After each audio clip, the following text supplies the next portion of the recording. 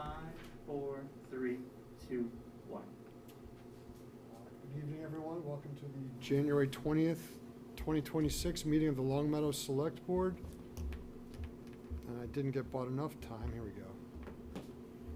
This is Select Board Chair Josh Levine. I will be confirming that all members and persons anticipated in the agenda are present and can hear me. Members, when I call your name, please respond in the affirmative. Dan Zwerko. Here. Beneath Hemavathi. Here. Andrew Lamb. Here. Shelley Maynard DeWolf. Here. Staff, when I call your name, please respond in the affirmative. Lynn Simmons. Here. Mike Barbieri. He is here. He's just not in the room at the moment. Peggy Sheldon. Here. This open meeting of the Long Meadow Select Board is convened in person and via Zoom webinar as posted on the agenda and town's website identifying how the public may join. There is no chat or Q&A function. All the materials for this meeting are available on the agenda posted on longmeadowma.gov. The public is encouraged to follow along using the posted agenda unless I note otherwise. This meeting will feature resident comment. For residents attending the meeting in person, please raise your hand when we get to the comments section of the meeting, and I will call on you to approach the microphone. For residents participating in the meeting via Zoom webinar format, please use the raise a hand icon at the bottom of the screen. The meeting moderator will promote you to panelists, unmute you, and give you permission to speak. If you join the webinar by phone, dial *9 to raise your hand and *6 to mute, unmute. Residents who wish to speak will identify their names and addresses only. Each individual is afforded 3 minutes for comments. Please note that this meeting is being recorded and that some attendees are participating by video conference. Please remember to mute your phone or computer when you are not speaking. If anyone in attendance is recording this meeting, please announce yourself now. Great. All right, we'll proceed to the Pledge of Allegiance. I pledge allegiance to the flag of the United States of America and to the republic for which it stands, one nation, under God, indivisible, with liberty and justice for all.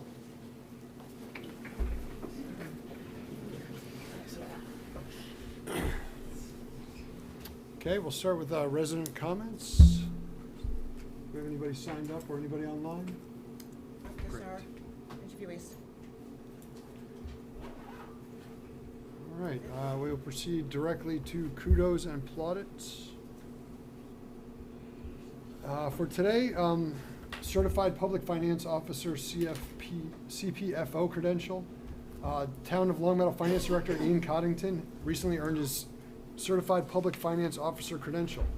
That is a advanced nationally recognized designation of professionals working in state and local government finance. It's awarded by the Government Finance Officers Association and signifies that an individual has demonstrated comprehensive knowledge of public finance best practices, ethics, and leadership.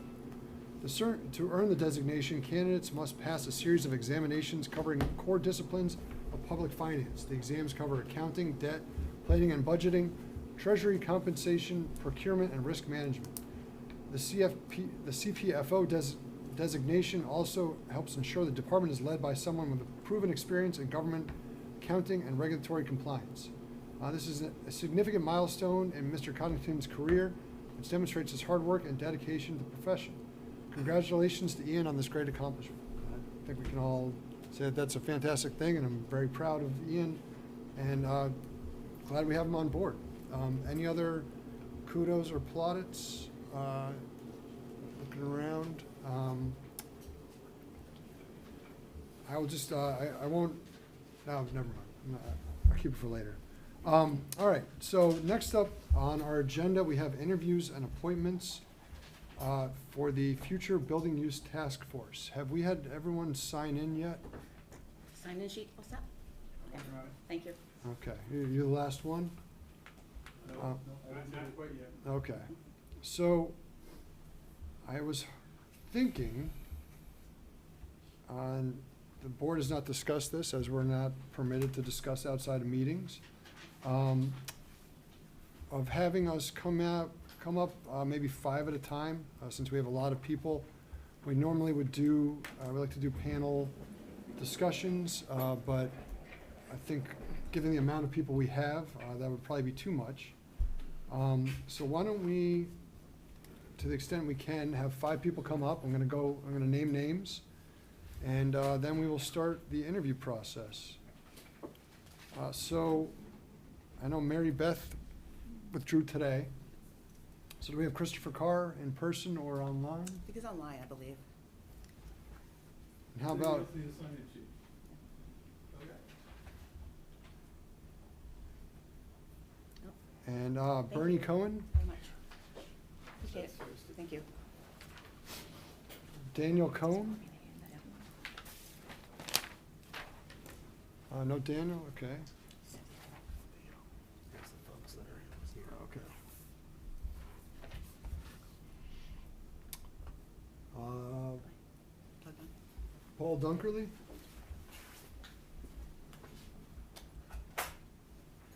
Joe Eckerly? Oh, I guess I could look at this at the same time. Earl Godfrey, I know you're here.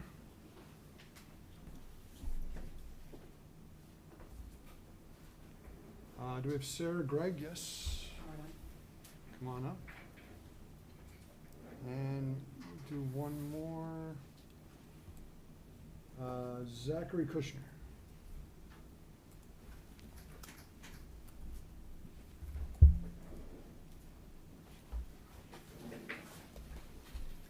And let's just wait for Mike to get us set up.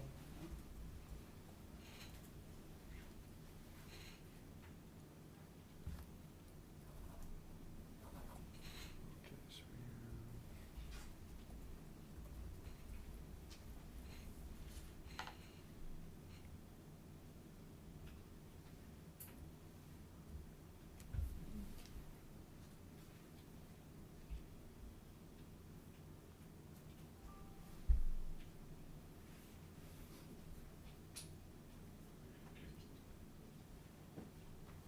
This got much better after we got the stand, in case anyone was wondering. But can't always be foolproof.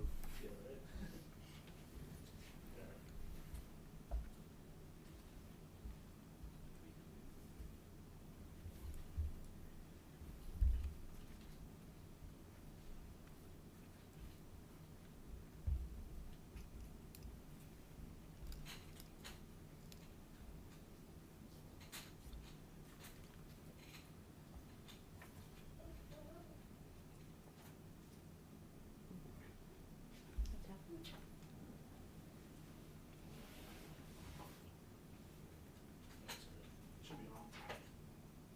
I heard the owl at least. Do you want to get a table? All right, The yeah. other table, old one? Play around with it. Okay. All right. I just want to make sure everyone online can, Yeah, can that's, hear I as noticed well. that it wasn't capturing it. Okay. We're back to this one. Okay. It's on. All right, starting with Earl, why don't we Stop showing go up. ahead and introduce your name and your address, please? 56 Barrington Road. Sarah Gregg, 33 Rosemore Street. Zachary Kushner, 73 Captain Road. Paul Dunkerley, 232 Kenmore Drive. Bernie Cohen, 98 Converse Street.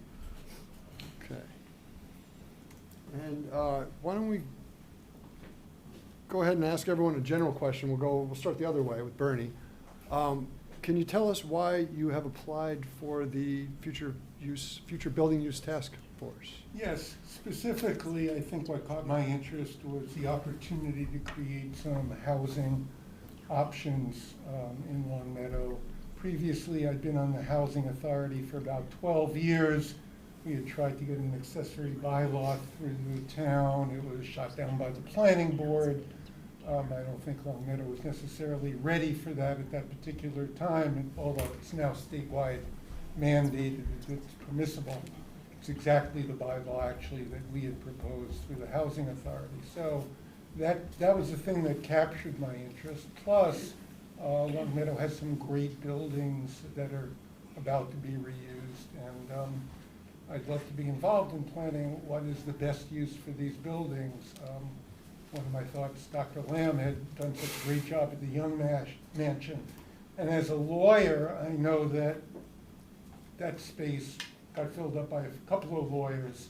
And I think if given other opportunities, we'll create some space for that from other kinds of businesses.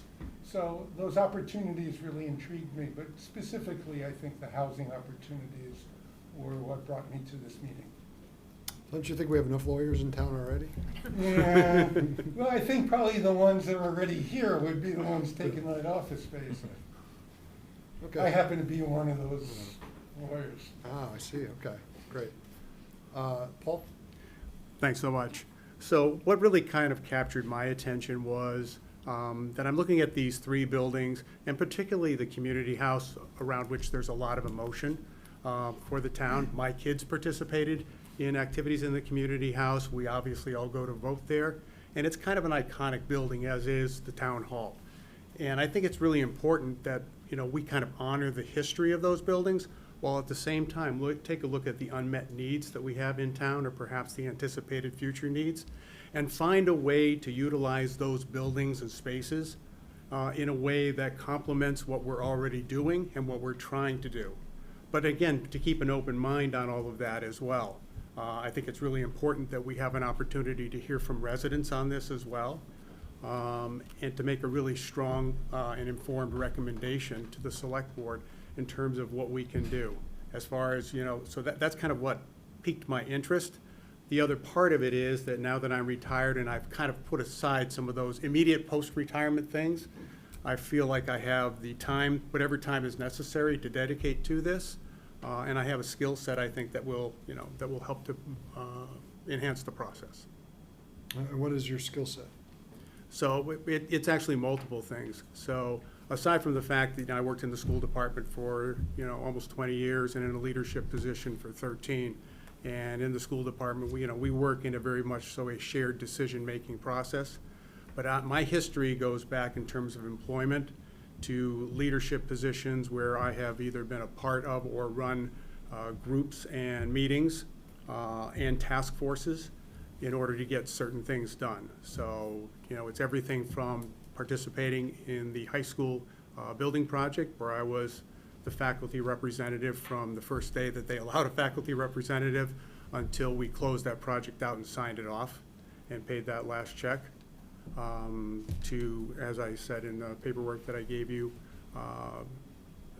you know, putting in an outdoor storage facility. I've also been involved in a lot of other things involved with maintenance and building improvements. So I have a pretty good feel of what it takes to get things going, what needs to be done when you're either rehabilitating or building out a space, and what it takes to maintain that space in the way that's appropriate for the users for the long term, to make sure that the investment that the town makes is a good investment and makes sense long term, not just in the short term. Zach? Simply put, I'm here because I feel like it's an opportunity to be involved in the local community and make a difference. I've been a resident in the town of Longmeadow for about 8.5 years. And my background is in construction and development. And what's interesting about these projects is, you know, these buildings, you know, we're trying to evaluate them to see what their next potential use could be. And as we all know, with the changing building codes and, you know, trying to modernize and find potential new uses for these properties, there's a massive component of feasibility and site logistics and, you know, ADA accessibility. And I think some of the value that, you know, I could provide, and one of the reasons why it's interesting is, you know, understanding it from a builder's perspective as well as a developer's perspective. And simply put, you know, I'd like to try to make a difference and get involved locally here in the community. You know, figured I would give it a shot. Thank you. Sarah? I'm currently the head administrator at Canopy Brokerage Company in Enfield, Connecticut, and this opportunity actually came across while I was working on a mixed-use redevelopment of the Nathan Hale School, elementary school in Enfield.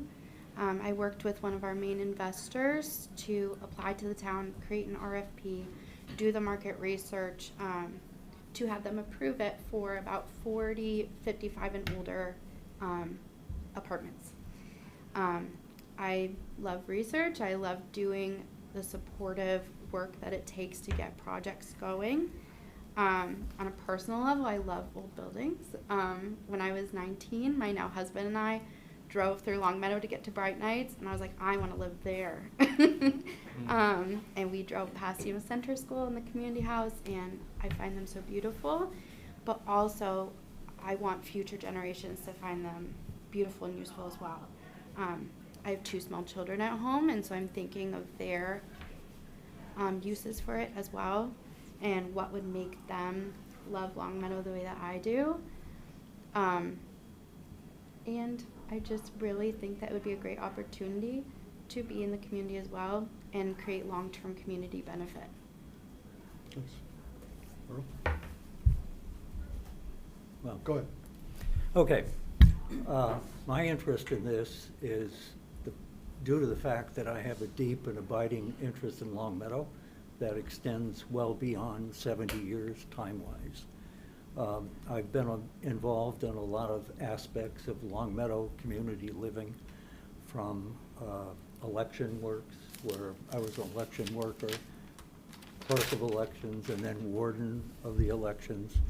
I'm involved with the shelter committee, and, well, there's any number of things. But what I do principally is I get out and I'm amongst the people in Long Meadow, granted a demographic that approaches my age. Some of them are older and some of them not quite attaining the same age.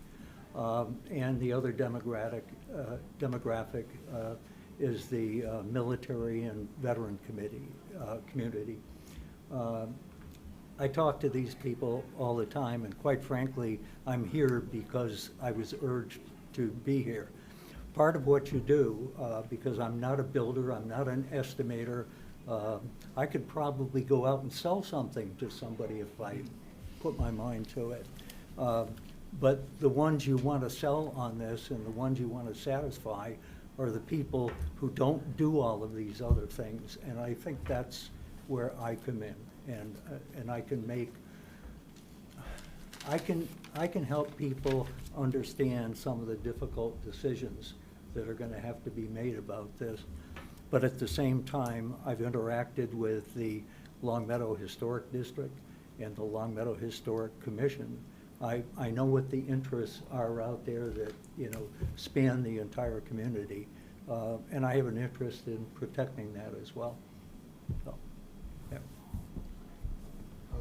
Before I open up to everyone else, has everyone watched the recent presentation we got on the needs for rehabilitation on these buildings? No.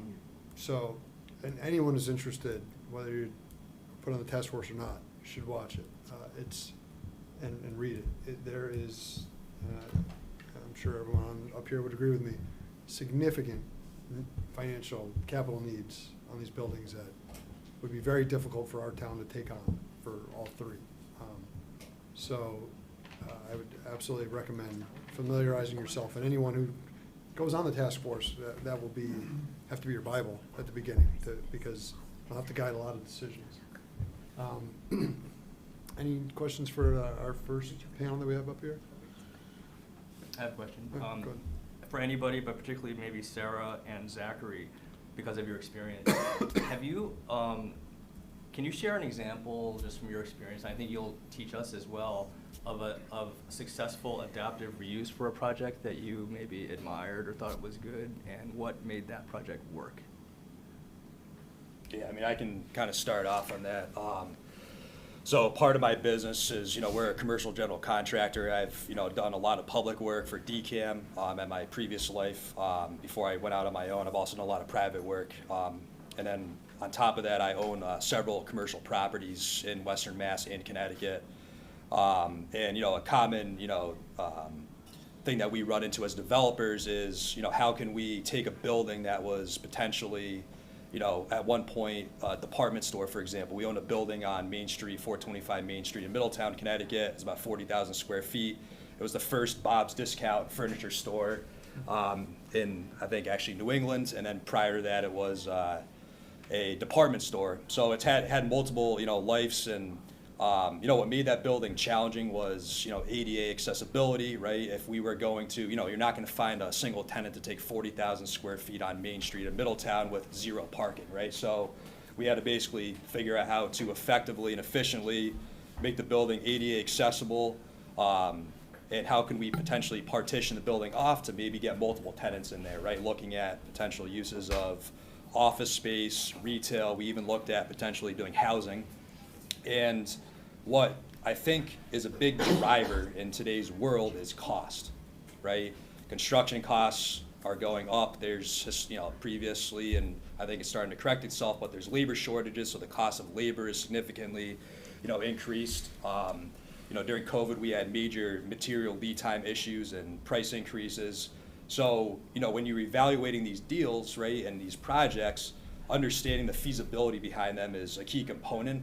And what I see is potentially, there's potential roadblocks where, you could pay an architect or designer to, for example, convert to housing, but then you figure out, the HVAC costs are very prohibitive, or the fire sprinkler system is not adequate, right? So that specific project, we found that the best use was to do, retail on the, the storefront area, and then do smaller office partition spaces on the second, third, and fourth floor.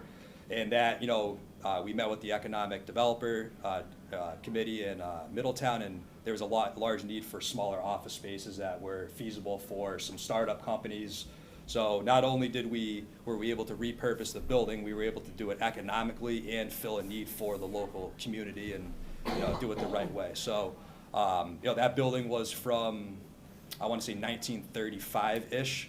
And, we kind of brought it up to modern day, use, new electrical system, new heating and cooling system, upgraded fire sprinkler system, so on and so forth. So that's one example of something that I've experienced in. Something that I really loved to be a part of was when we moved offices, there was a huge Victorian on Hazard Ave in Enfield. It was more or less abandoned, over 3,500 square feet, as a single family home, and then there's a giant barn out back, and no one wanted it. It was basically falling apart. And my broker and myself and our main investor toured it, and we created a layout plan, and we made it into a mixed use with 2 apartments, and then our office in the front. And we maintained the historical integrity of the building and the looks, while creating 2 upscale apartments on a budget as well, that created more housing, which is desperately needed in Enfield specifically.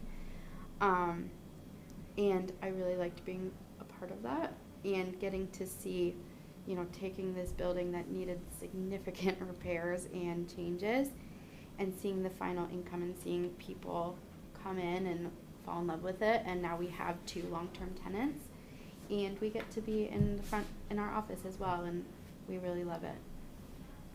Does that sound familiar, Andrew? Guys, these projects are a piece of cake. Everyone should do it. Any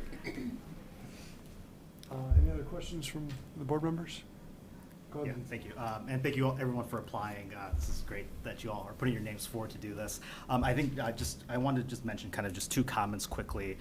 The first is that I think, and I think the select board would probably agree with me on this, is that people coming into this task force and wanting to be a part of it, we would really look for folks to have an open mind coming into this process, to really kind of go through everything, go through all the options, and then come to us with the best recommendation, not maybe have something prejudged, in your head of where you want this project to go.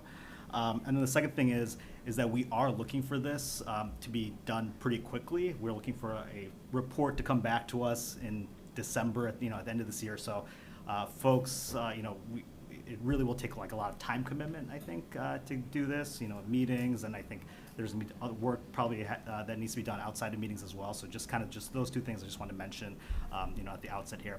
And I think Zach and Sarah, you kind of touched on this in your answers, so I'd be interested to hear from the rest of you.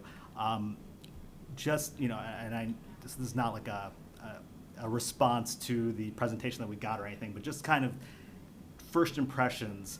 What do you maybe see as kind of the biggest challenges that might be, facing this task force or the project in general? That when you look at this, you think to yourself like, okay, that's something that we're gonna have to really look out for, or we're gonna have to really think through, or kind of be ready for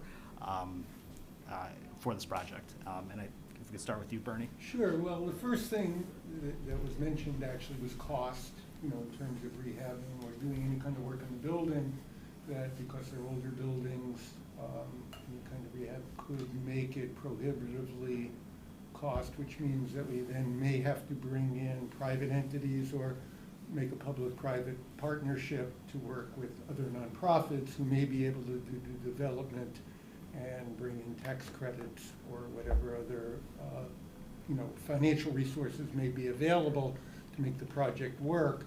And the other thing was, what are the needs of the community? It was another point that was brought out. What do we need here in Long Meadow?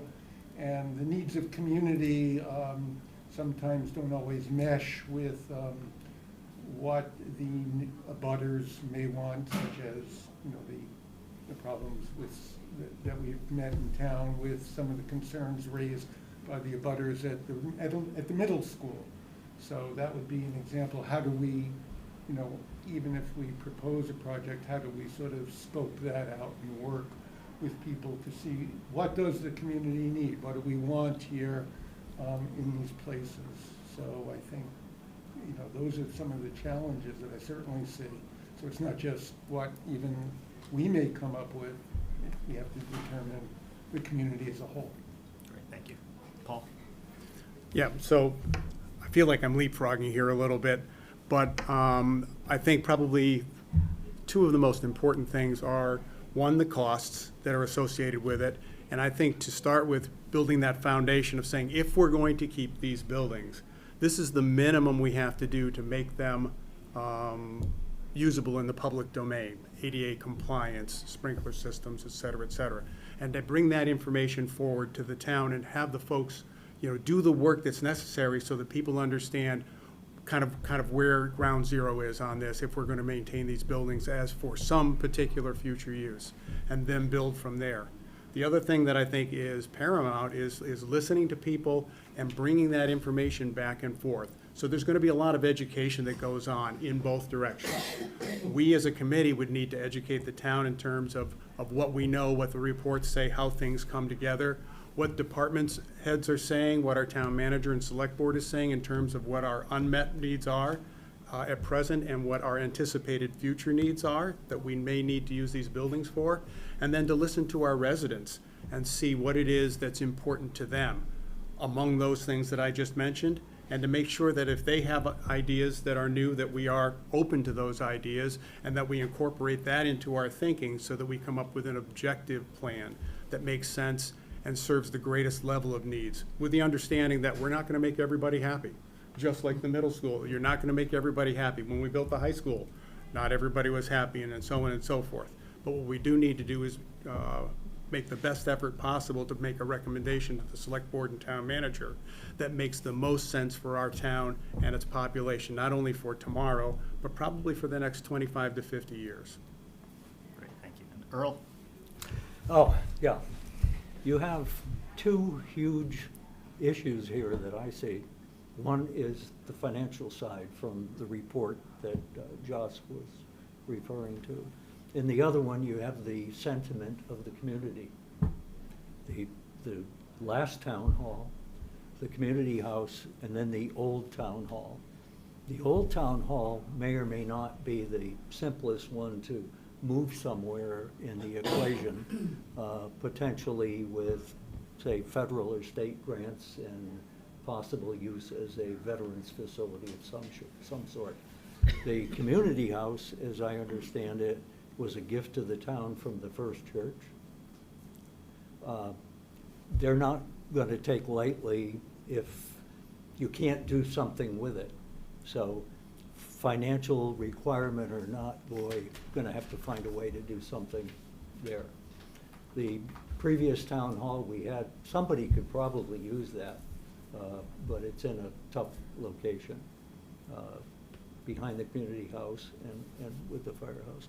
But I think you have to keep these things in mind and go after the low-hanging fruit, the first one you can, definitively almost get something done with, and then go back and look at the others. Great, thank you. And sorry, I didn't mean to not give you the opportunity if you wanted to say anything, Zach and Sarah, but not. I mean, you kind of, in your experiences, I think you guys kind of talked about some of the challenges Yes. that would be coming up, so. Yeah, I think the biggest challenge, no matter what the use is gonna be how to bring it up to modern day life safety code, right? ADA compliance, fire, sprinkler, fire alarm, so on and so forth. Thank you. Anybody else? Okay. And before anyone leaves, we had a fantastic response to this, where we have 7 spots at large. And was really happy to see the response we got. And I don't know how, if we advertise this differently, or if this is something people are really excited about. So thank you all for applying.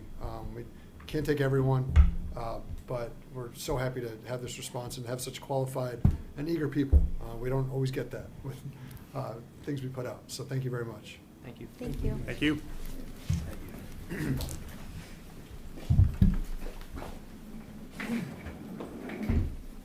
All right, we'll see how many we have to fill this next one. One online. Who do we have online? Greg Morrison? Okay. David Lipke? Hi, come on up. William Lowe? Let's see him signed in. No, okay. Ryan McCollum? And Greg will bring him in. Leonard Shaker?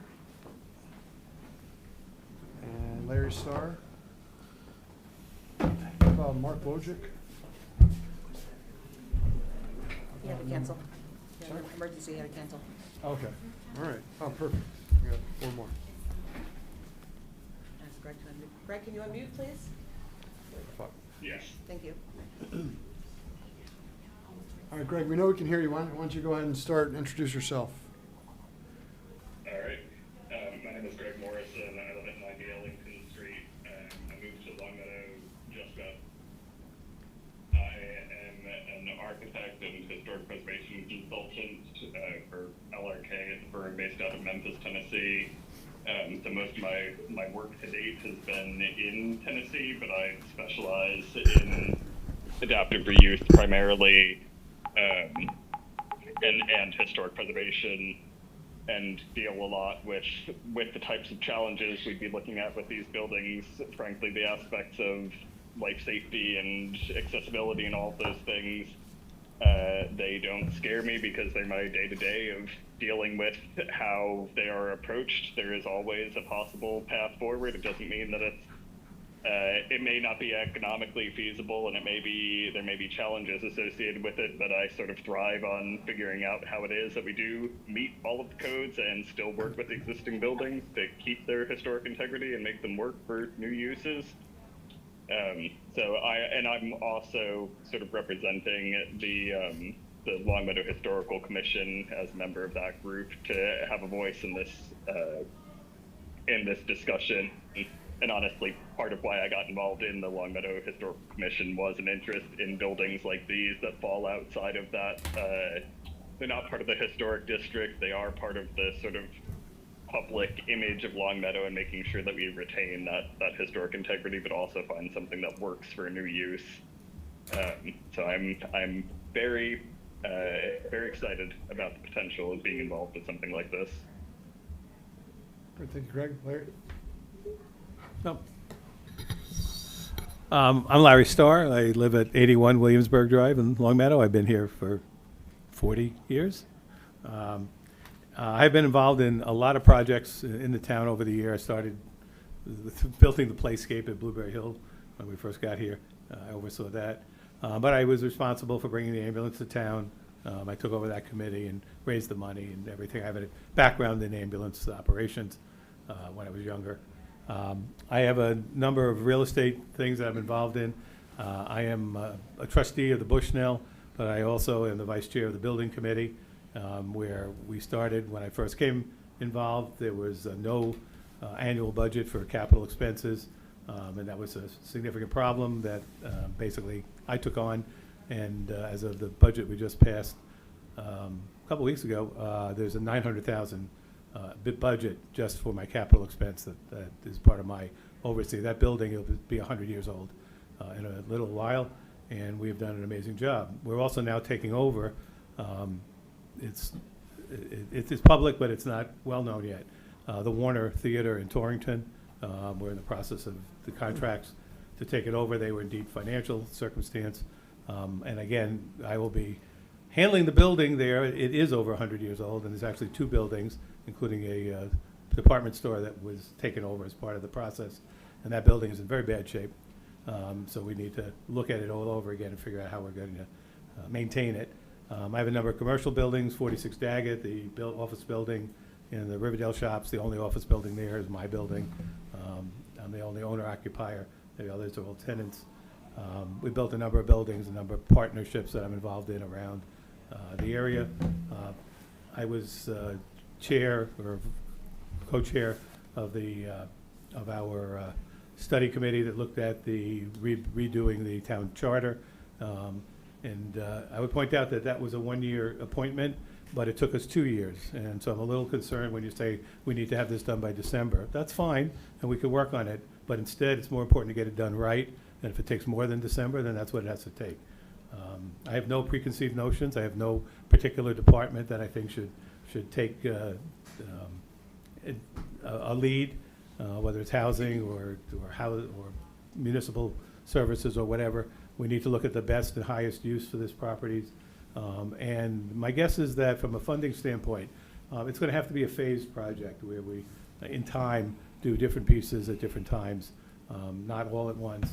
And some of those buildings may have to be stored. At the Bushnell, we have a mothballed building as well. Right behind the Bushnell, we were given one of the townhouses that exists right behind there. Beautiful properties, but the one we got is a piece of garbage. Needs a lot of work. And right now, we've mothballed it for the future. And we oversee that. There's a cost, about $40,000 a year just to keep it mothballed. But we're keeping it that way because we want to eventually use it for something. And we have some ideas, but that will also be a large capital expense. So I've been involved in the high school. I was 17 years on the high school council. We think that's the longest sentence anybody has ever had on one of those councils in Massachusetts. And I was very much involved with Larry Birdie towards the building of the high school. We both basically stayed on that until that project was done. And I had a lot of involvement in what was going on with that with Larry. A number of other projects I co-chaired, or I chaired the Water and Sewer Study Committee, where we came up with a significant number of things that we needed to do in town. And as of now, I think almost all of them have been adopted and been implemented. So I have a background of getting things done. And then I'm particularly interested in these projects because these are buildings that have a capability of providing benefits to the town. I don't know what those benefits are, but that's what we have to figure out. What is it that we want from these in the period of time we have to get them done, which again, I think is going to be an extended period of time. So I can answer a lot of other questions. There's a lot of other projects I've been involved with. The marketing for the adult center, I was involved in getting that passed by the marketing campaign, the development of the marketing campaign. The center school I was involved in as well. So I've been involved in a lot of these things back behind the scenes, and that's my preference to the way I work. Okay. Lenny? I'm Lenny Shaker, 86 Farmington Avenue.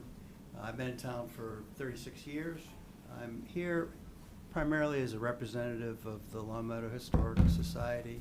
I'm a board member, so I'm the individual here, but I'll get back to the other board members, and we have a vested interest in preserving and maintaining as much of Long Meadow history as possible. We're very familiar with the buildings. We've done research on the buildings. We've written about the buildings. It's something that we're interested in from a historic perspective. I can't bring a lot of financial expertise, but we're willing to do research on the options and can provide a historic perspective and maintenance of Long Meadow history, which we feel is extremely important, and willing to work with other people. Again, this is something that each of the board members values in maintaining any aspect of Long Meadow history that's possible. Thanks. Ryan? Hi, everybody. Thanks for this opportunity. Ryan McCullum, 12 Long Meadow Street. Been here closing on 10 years. And so my interest in this committee came from the fact that, you know, it lines up well with my experience, which is kind of threefold. I worked as a project manager for the city of Springfield in the Department of Planning and Economic Development, where I did have a portfolio of publicly owned properties and buildings that we, you know, put out to bid and worked with private developers to reuse through the redevelopment authority or through the city itself. Worked hand in hand with private developers to see buildings, you know, be reused in the city of Springfield. From there, I had an opportunity to be the legislative director for the Executive Office of Housing and Economic Development under former Governor Deval Patrick, where I did similar things at the state level, but mainly worked with legislators throughout the Commonwealth to make things happen as far as getting state incentives for some of those projects for reuse. Currently, as a consultant, one of the buckets I have where I help folks is I help developers in different municipalities across the state navigate boards like you all in neighborhoods to have their projects come to fruition. So whether that's talking to legislators in that area, talking to local officials, or to neighborhood councils and abutters and other interested parties and stakeholders, to getting things done when they want to develop a building. On top of all that, I sit on several boards currently of nonprofit boards.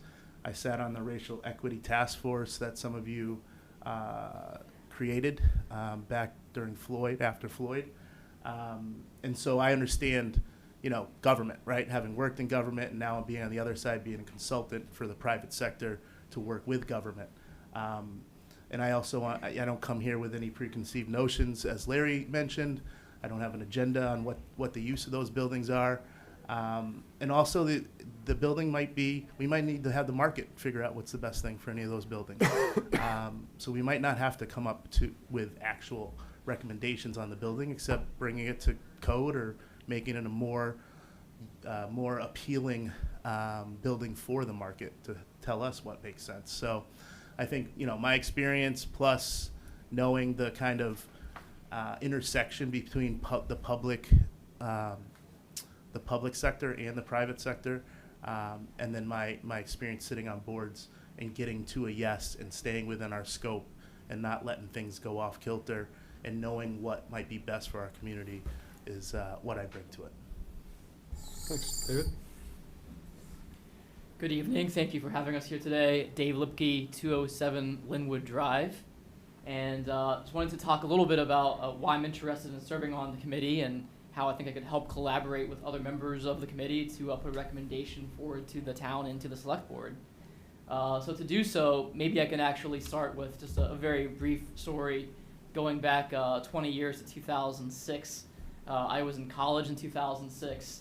I was a political science major, and I was actually interning for the Senate Foreign Relations Committee when, believe it or not, two former presidents, Barack Obama and Joe Biden, were members at large on the committee. And that was probably the last time I've been involved in politics. It was about 20 years ago. But with that being said, I've actually been very involved in the town, just in other ways. So I've been here for about 12 years now. My daughter's 10, my son is 8. And I've coached their soccer teams, their track teams, been very engaged in the town, but have never volunteered for a committee before. When I saw this opportunity, it seemed like the time was right for me to get involved again. And really the reason for that is twofold. One, I want to make sure that we respect what makes Longmeadow so special, a place that I want to continue to raise my kids here and see them grow up, and to make it a place where, you know, maybe one day they can return to. And part of that is making prudent financial decisions for the town that respect who we are, who we have been, and who we aspire to be. And with that context, my career has really been around helping leaders make decisions around tough strategic choices.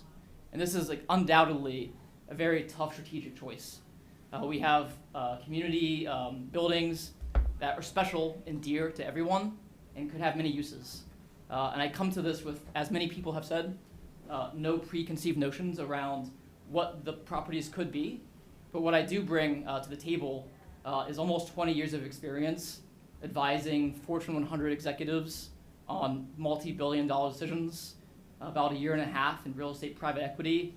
And I would just love to help work with other committee members to think through how we can make a choice that benefits Longmeadow now and for the next 50 years. Great, thank you very much. Before we move on to more questions, I think we'll do the same questions for this group, and then we can add on if we need to. Greg, have you, if you look at the makeup of our task force, one of the members is either from the Historic District or Historical Commission. Has there been any discussion for a Historical Commission on who they would like to appoint to the board or to this task force? Yes, but we talked about it at our last meeting, and I had just as an individual already planned to sign up anyway, but we discussed it at our last meeting, and everybody was on board with the idea of at least for the Historical Commission, for myself covering our involvement. We're still waiting to hear back from the Historic District. Okay. Because the way the language in the charge is, It's or. Yeah. So, how do we? The groups are meeting in February, so we may have more input come February. If they both want to appoint someone, then do we decide? Well, I think ideally we would know that before we appointed, and Right. it would be valuable at that point to know if it's Greg is their appointee, because then that would basically allow another member of the community to serve. Oh, no, Or yeah. if someone else is appointed, then Greg would be one of the people. I'm just more thinking if they both appoint someone, how do we handle that? But I don't know if we've had that come up before. Not I specifically. thought we said that they would have to duke it out. Yeah. All right, unless somebody else has a different question, I thought that, so we've covered why everyone applied. Sorry, and I go guess Leonard too, right? Were you part of that conversation as well with He's Greg? a historical No, we're No, the that's society, not Oh, the society, commission. sorry. Yeah. We're more important. Yeah, sorry. I We're thought- more I thought important. you said This is why I don't- historic They're above People- all the time. Yeah, so we're they're on up high. here. This is when people apply and they're confused about historic district. It's historical Yeah, confusing. commission. yeah. We don't throw stones. No one remembers. There's three that all have pretty much the same name, so. Yeah, we're unrelated. All right, so what, Andrew asked a question before, and I think it did end up going around to everyone.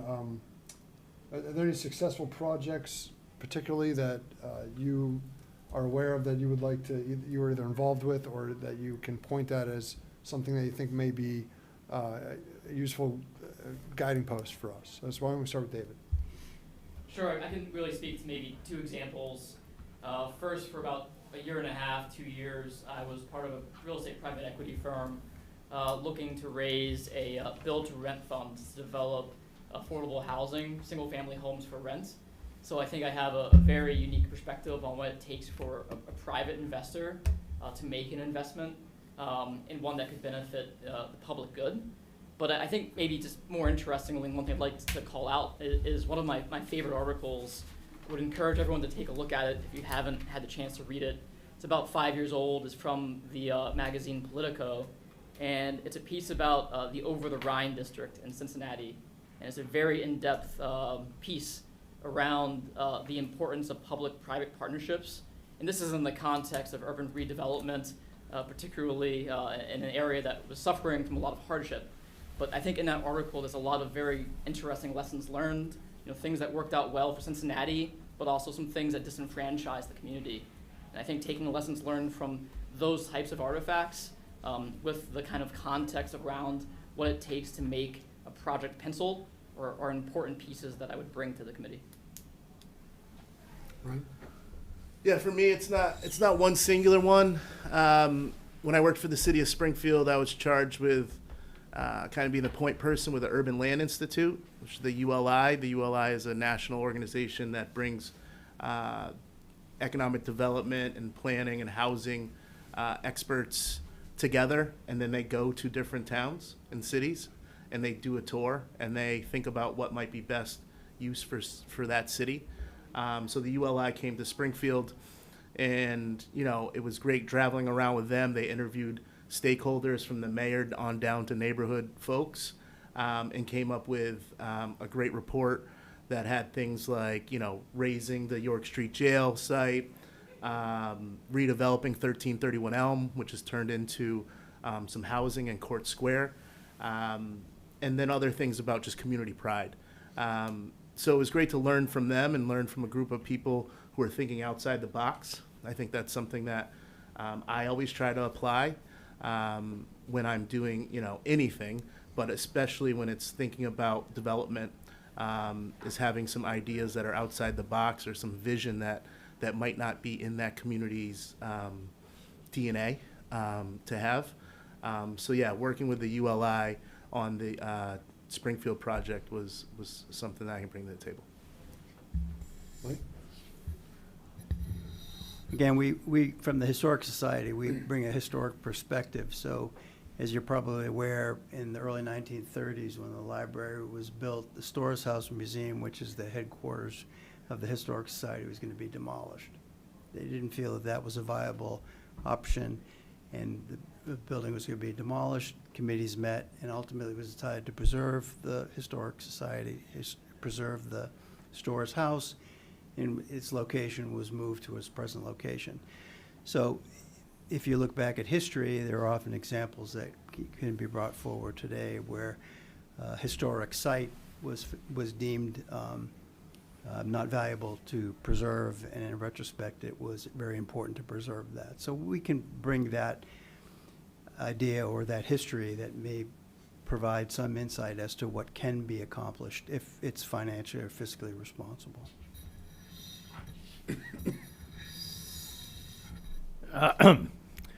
Well, if we're going to look for a major facility, I think that is a good example. It would be the Bushnell. Over the last 15 years, I've overseen major enhancements to every system in there. We've replaced the elevators, for example. It was a major chore when that building was built. Nobody ever thought of replacing elevators 80 years later. So it wasn't easily done, and we did that. We had historical redevelopment on our steps. We had to actually go out and reconstitute certain concrete blocks in order to meet the historical committee, because we do have a historical issue with that building. Major systems, air handling, modernizing everything, replacing all of the electrical with LEDs for major energy savings. All of the major systems have been adjusted over the years, and we continue to do it.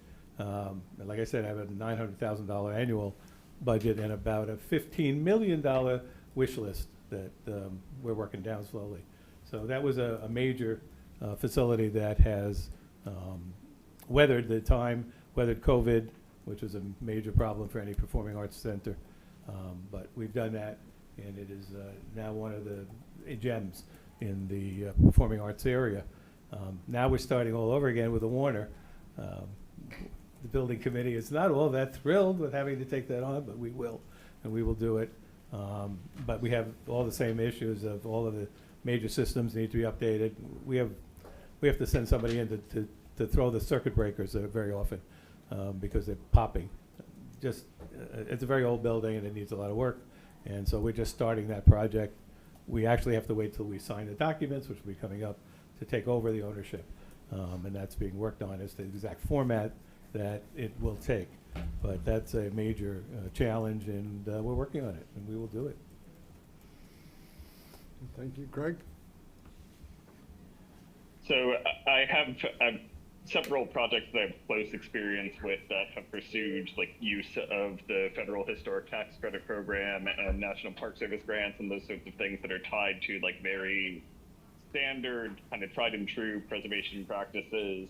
But the one that really comes to mind is a project that did not pursue historic tax credits. It's a late 1960s high school in an underserved part of the city of Memphis that it was a really important anchor in the community, but it just wasn't functioning under its current use.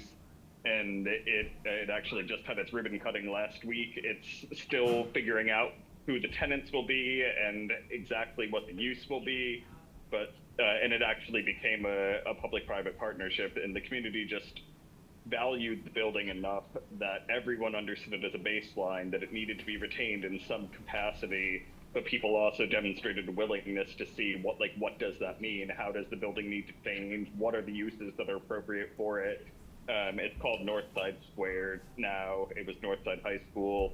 But it was an interesting experience to see it grow from like a sort of boots on the ground analysis of what to do with it to now it's still not across the finish line. There are still things that are being figured out about it, but there's enough pride and enough interest to carry people forward with that. So seeing that energy around it, and I think a willingness to sort of try something.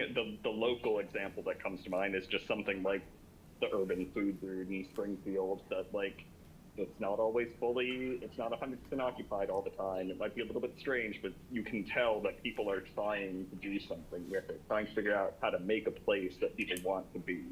And that's the sort of thing that I'm interested in trying to see how we do that, how we try things that respect people's interests, that respect the past, and how we find an answer that can kind of bridge those things that may start out disparate, how we find a place for them to all align in the best way possible. I think we've heard from people, and I don't want to belabor the points unless you want to, on biggest challenges. I think it's been covered a bit. Is there any other questions from the board? Dan, go ahead. Thanks. Yeah, I really appreciate everyone stepping up. I know Vineet had mentioned it as well. It's always great to see familiar faces, new faces who want to get involved on such an important topic. One of the things, I don't want to be repetitive, I had a bunch of different questions, and one of the questions that I wanted to ask, and I'm not saying that I'm suggesting this or I'm in favor of this, but from a tax revenue perspective, could you just each weigh in terms of potentially your thoughts on how important or maybe not important it is to look at these buildings for generating tax revenue in our community. And then also the second part would be, I see Liz Bone here, so it makes me think of sustainability as we're looking at these buildings. Could you also touch on that? Thanks. Mr. Lipke. Sure, thank you. I think tax revenue is always a great thing for any town to be able to increase. It allows the town to invest in other pursuits. With that being said, I don't think tax revenue should necessarily be the North Star of the project.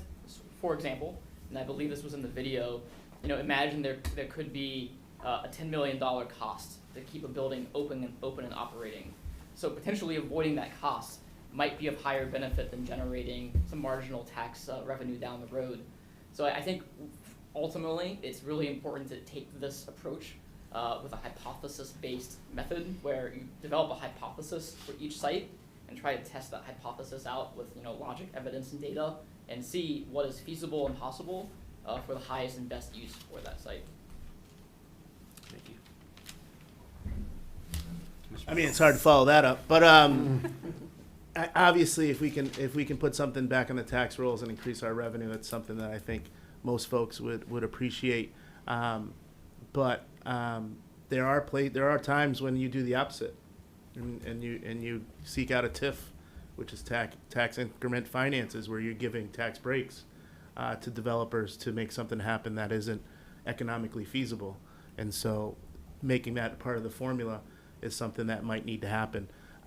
I again want to caution, how deep and what our scope is, and maybe we have some priorities and what we're thinking about, but a lot of that stuff will be coming in front of you all to make some of those decisions, whether there's a TIF or something like that, or if these buildings are even eligible for a TIF. But yes, tax revenue would be great. Obviously, if we do some type of RFP and we put something out to bid, then sustainability and what we're expecting to happen from the developers that reply to the bid, we can outline all of that. And if you don't get enough of the responses that you want, maybe it is something that makes it economically infeasible to do. So that's, I think obviously we'd love it to return taxes if it can and be sustainable. Thanks. Mr. Shaker. I'm not sure my expertise is within that realm, but I think that if we can come up with a viable solution to preserve these buildings, then there may be some tax advantages to that.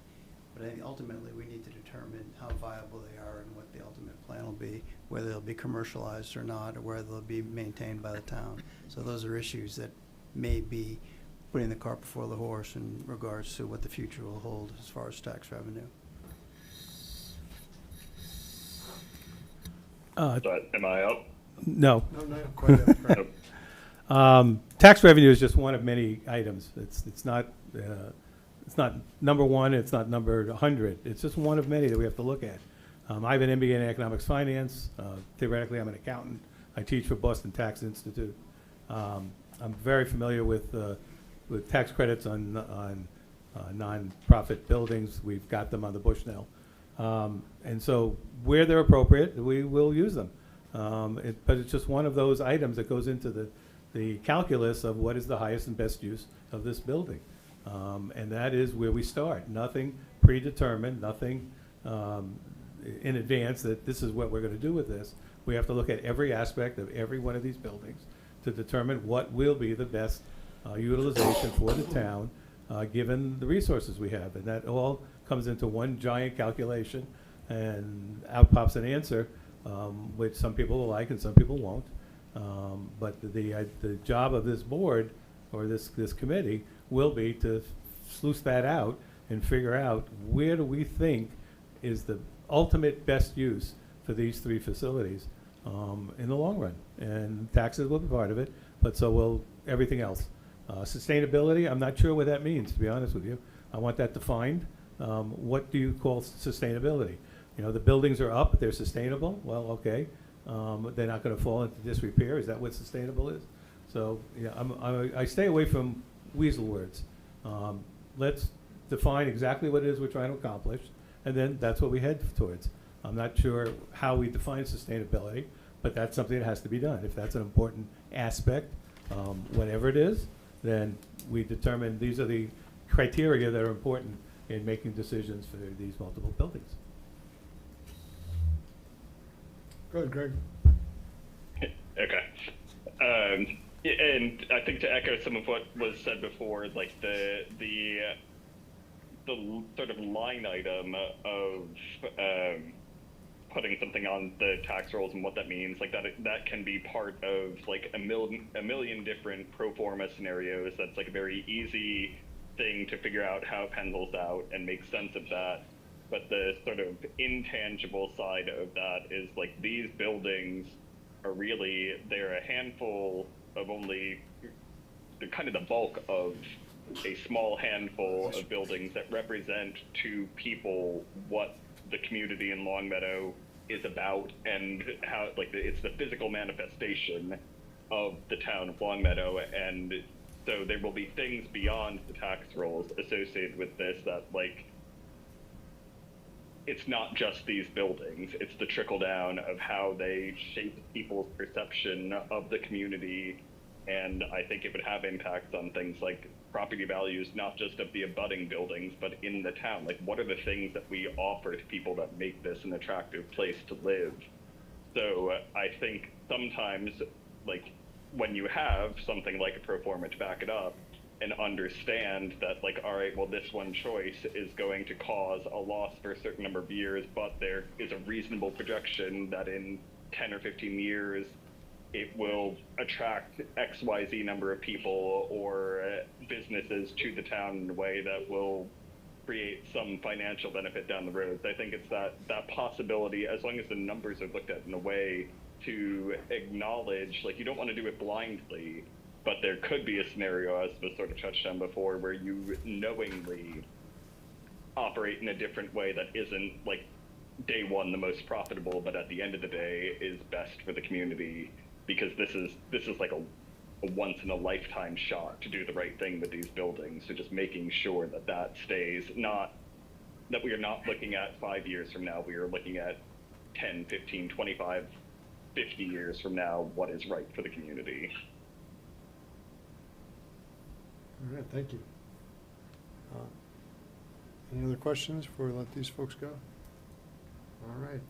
Seeing none, thank you all. Thank you. Thank you.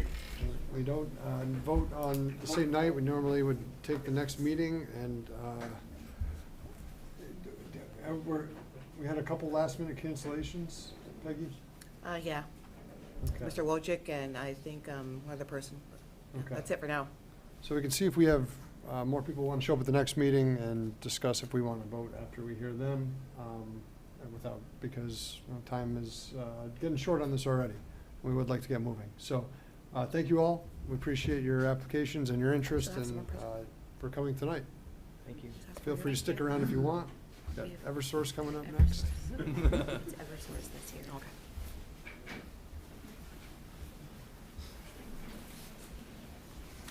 Oh, actually, we have select board comment. If anybody has anything they'd like to say? No?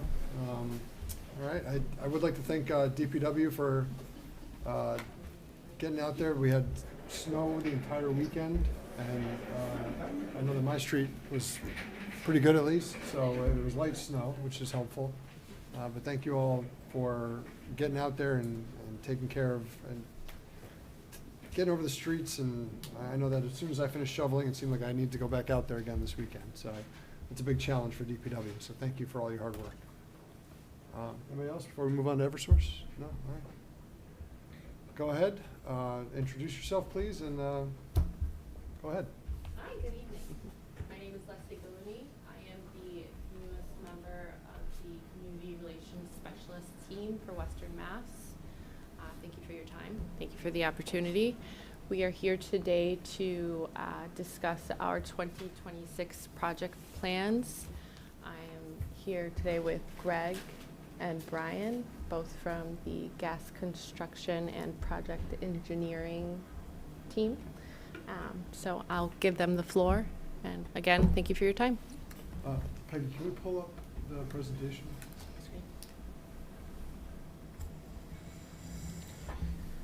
So, thanks for having us. My name is Greg Gallant. I'm the construction manager for Eversource for the gas side. So I just wanted to kind of meet with you guys to go over a few things. I know that there was a previous meeting a few years ago regarding some issues that we had on the construction side involving a failed trench, which resulted into a flat tire, and then also some paving concerns that we didn't have complete in an appropriate time. So we did address those issues, and we looked at where we had work to do, right? Along with our contractor NPL, who does a lot of the work in the town. So we've come a long way with field supervision. We meet regularly with the DPW, Sean, and they're great to work with. Sean, Craig, Tim Keene. So we really made some strides to improve that relationship because we did see some challenges there. One of the challenges there that I mentioned was the paving and not having a project essentially paved. I believe it was Route 5 there in enough time. And where we kind of had a challenge with that was in other towns, other cities, they usually have us wait a year or so and pave the next season waiting for a settlement. I believe that got, lost in translation to that isn't what Longmeadow requires or expects. So once we realized that, once the restoration group realized that, they understood that that isn't how this town is. So, and again, we meet with Sean regularly to ensure that we're gonna, restore the roads in a timely manner and making sure the DPW is on board. We do have 5 projects slated for 2026. 2 of those projects we're requesting to hopefully begin in the winter months here for a couple reasons. One of them is to work alongside the DOT on a Birchwood Ave project, which involves installing some main on Laurel Street for from Converse to Dover Street, it's about 1,070 feet of 6-inch. And the other one is Mass Ave, which is on the Connecticut side. And that is to get ahead of some paving work from the town starting this spring. So I'll kick it over to Brian to maybe talk a little bit about maybe some of the work that we still have left, or anything about these projects. Yeah, I can just dive into more details. Brian Macrello, I'm the project engineering manager for the gas. So again, like Greg said, Mass Ave is about 3,700 feet of main replacement. Birchwood is 5,000 feet of main replacement. And then the other three are Normandy, Warren, and Lincoln Park. All kind of projects that were just kind of jobs we've done in the previous years. So the past 3 to 5 years, we've done jobs next to these neighborhoods, and we're just continuing that work to replace this leak-prone pipe on those streets. What do you mean by leak prone? Leak prone, so all of these projects have old gas facilities out there, either bare steel pipe or cast iron. So it's all older facilities that are just high risk of leak, just due to their age of the infrastructure, and that's why we're out there replacing these pipes. I'm asking this question to our town staff. We got an email from Sean this afternoon. He's not referring to all these projects. He's referring to, I assume he's referring to the Massachusetts Mass Ave project. And Birchwood. And the Birchwood project. Yep. Okay. And those are the two projects you want to do winter work on? Yeah. Okay. And why don't you just, when you say winter work, when are you thinking of starting? Because, we have a moratorium, so we'd have to lift that. So when exactly would that work be done, and what season would it go into, I guess? So we'd like to start as early as next week, beginning of February, putting paint down for locating utilities and job walks. But yeah, we're looking to hopefully start at the beginning of February. Some of the durations, so for Birchwood Ave, it's an approximate of 120 days of the entire project. That is obviously weather dependent too. We don't work when it snows. That involves 74 services, which we wouldn't do those services until springtime comes. And Mass Ave is approximately 100 days with 58 services that again we wouldn't start. But we would ideally like to start them beginning of February with a crew on each project possible. So Sorry, just to point out winter work for us. So we don't do any services, so we don't go onto people's property for the winter. Just we don't want to destroy lawns or deal with any of that, especially when it comes to like that spring winter break. Also, we don't leave open trenches. We have access to hot mix. We don't use plates in the winter. So anytime there's a potential for snow, the road's flush with hot mix, no plates out there, so there's no issues with plows or anything like that. And we work hand in hand with Sean just to make sure we're all buttoned up before any type of snow event. And so, on the same subject, services don't get touched until things are warm? Yes. So so no one will have any interruption in their Correct. gas delivery? Okay. The Laurel Street portion of that project, the Birchwood project, how long will Laurel itself be blocked off for? And another question on top of that, what will the impact be to traffic on Laurel Street? So I don't have that answer simply because we meet with the police department and we come up with a traffic plan to mitigate as much shutdowns as possible. I don't anticipate that we would have to always shut down the road. A lot of the times we are doing alternate traffic where we're letting people go in one lane. Officer stops them, lets them go on the other side. But that really does depend on what the police department and the DPW and ourselves are able to come up with. So that is another thing that we work with Sean and the police department on creating traffic plans for each project, so.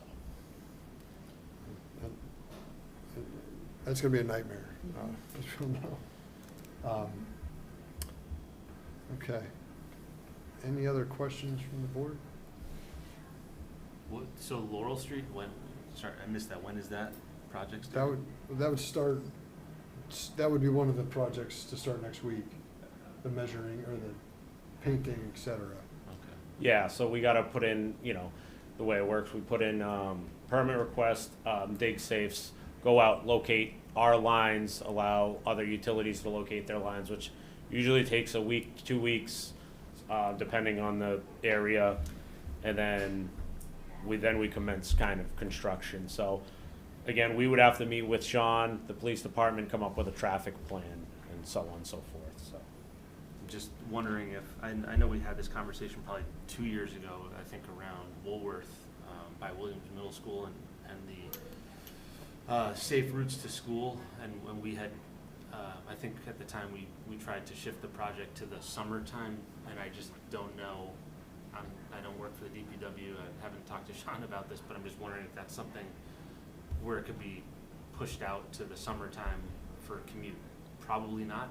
Dan, I don't know if you saw the email from Sean today, but he wants these two jobs Oh, that's part of the, specifically. that's part of the memo? Yeah, Okay. he wants those done before, in conjunction with the L project, Okay. to get ahead of that. Okay, I thought you said Birchwood and Mass Ave, but. Yeah, Birchwood has Laurel, that's the one that has Laurel as part of it. So the way we name our projects, it could be a side street that we name it, but that's because if you do a main street and then another main street and a main street. So Laurel Street, it's from, basically from Dover to Converse, that section there. That's part of the Birchwood project, yeah. And that's why I'm not in the DPW.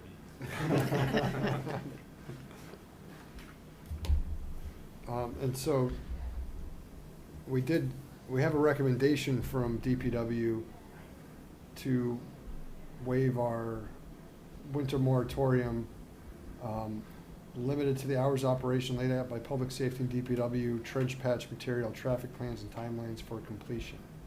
So are you prepared to follow that, if that's the Yeah. way we go? Yep. Yeah, we're able to get hot mix throughout. That was one of the challenges with the failed trench. The crew ended up picking up some mix that really, some asphalt that really wasn't hot mix, that wasn't supposed to be in the ground. So once we identified that, it was, okay, we're not gonna use that stuff. So, the timeline, about, like I say, 120 days given weather, and we can update, Sean, the DPW, and you guys if needed on anything extra, but we usually stick pretty true to this, schedule. Again, it's kind of just the weather dependent, right? And then the time considerations, we're fairly used to now working with,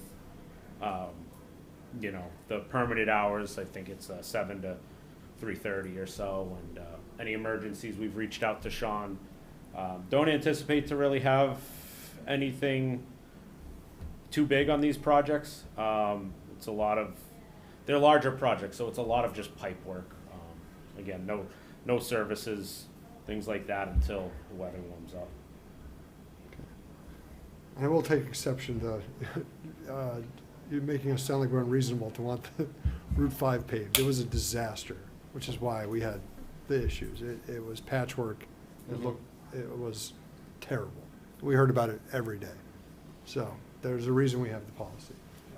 All right, so I think for most of this, we wouldn't be involved. It's just because we need to waive the moratorium. Normally it's informational. All right, any questions, or do we want to move on to that? We'll take some extra hot patch mix if you guys have. If you see, take a big bump on the way, just dump it out the back.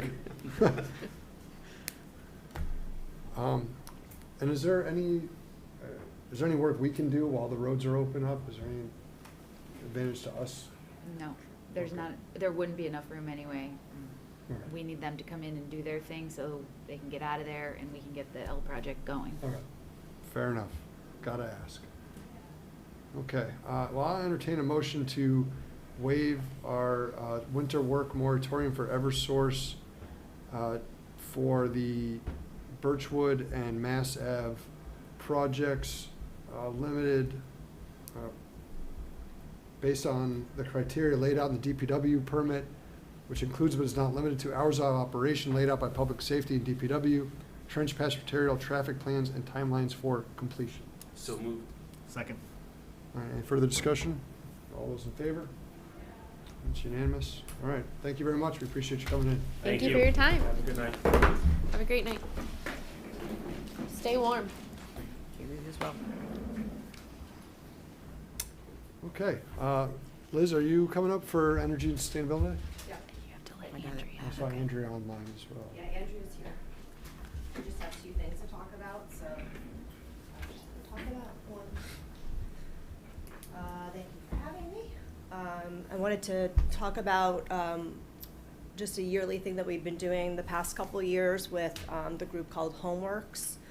We've been partnering with them since, I believe, 2022, and the whole purpose is to help people save money on their energy bills, about 15% on their heating and cooling bills, and also we would like to get more people in town, have home energy audits, and that will also help lower our carbon footprint in town, which is very important. On our Energy and Sustainability Committee web page, we have this green summary, and it's updated every month about by Doug, someone on our committee who checks with the building department and shows how many solar panels are installed and how many homes get energy audits and things like that. And so this year, we're going to start, Homeworks is going to start off with some mailers, and is also going to do door-to-door canvassing, which is actually very beneficial. We got a lot of people signing up that way. They're also going to be tabling any events that we have coming up. So if we have the Future Fiesta, they'll be there. Planet Future Fiesta. And what else? And our goal this year is 250 energy audits. Right now we have about 18% participation, so we'd really like to bump that up. And so our committee is asking, anytime if we can promote Homeworks or any other energy auditing company out there to help our residents save energy, we'd appreciate that. Our second, and I believe Andrea's going to talk about it. She's there.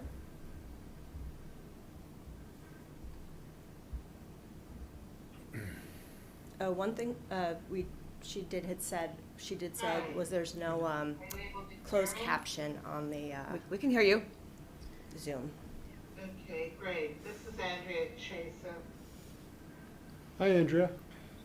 and I'm chair of the Energy and Sustainability Committee, and want to thank Liz for providing the information about Homeworks. Closed caption.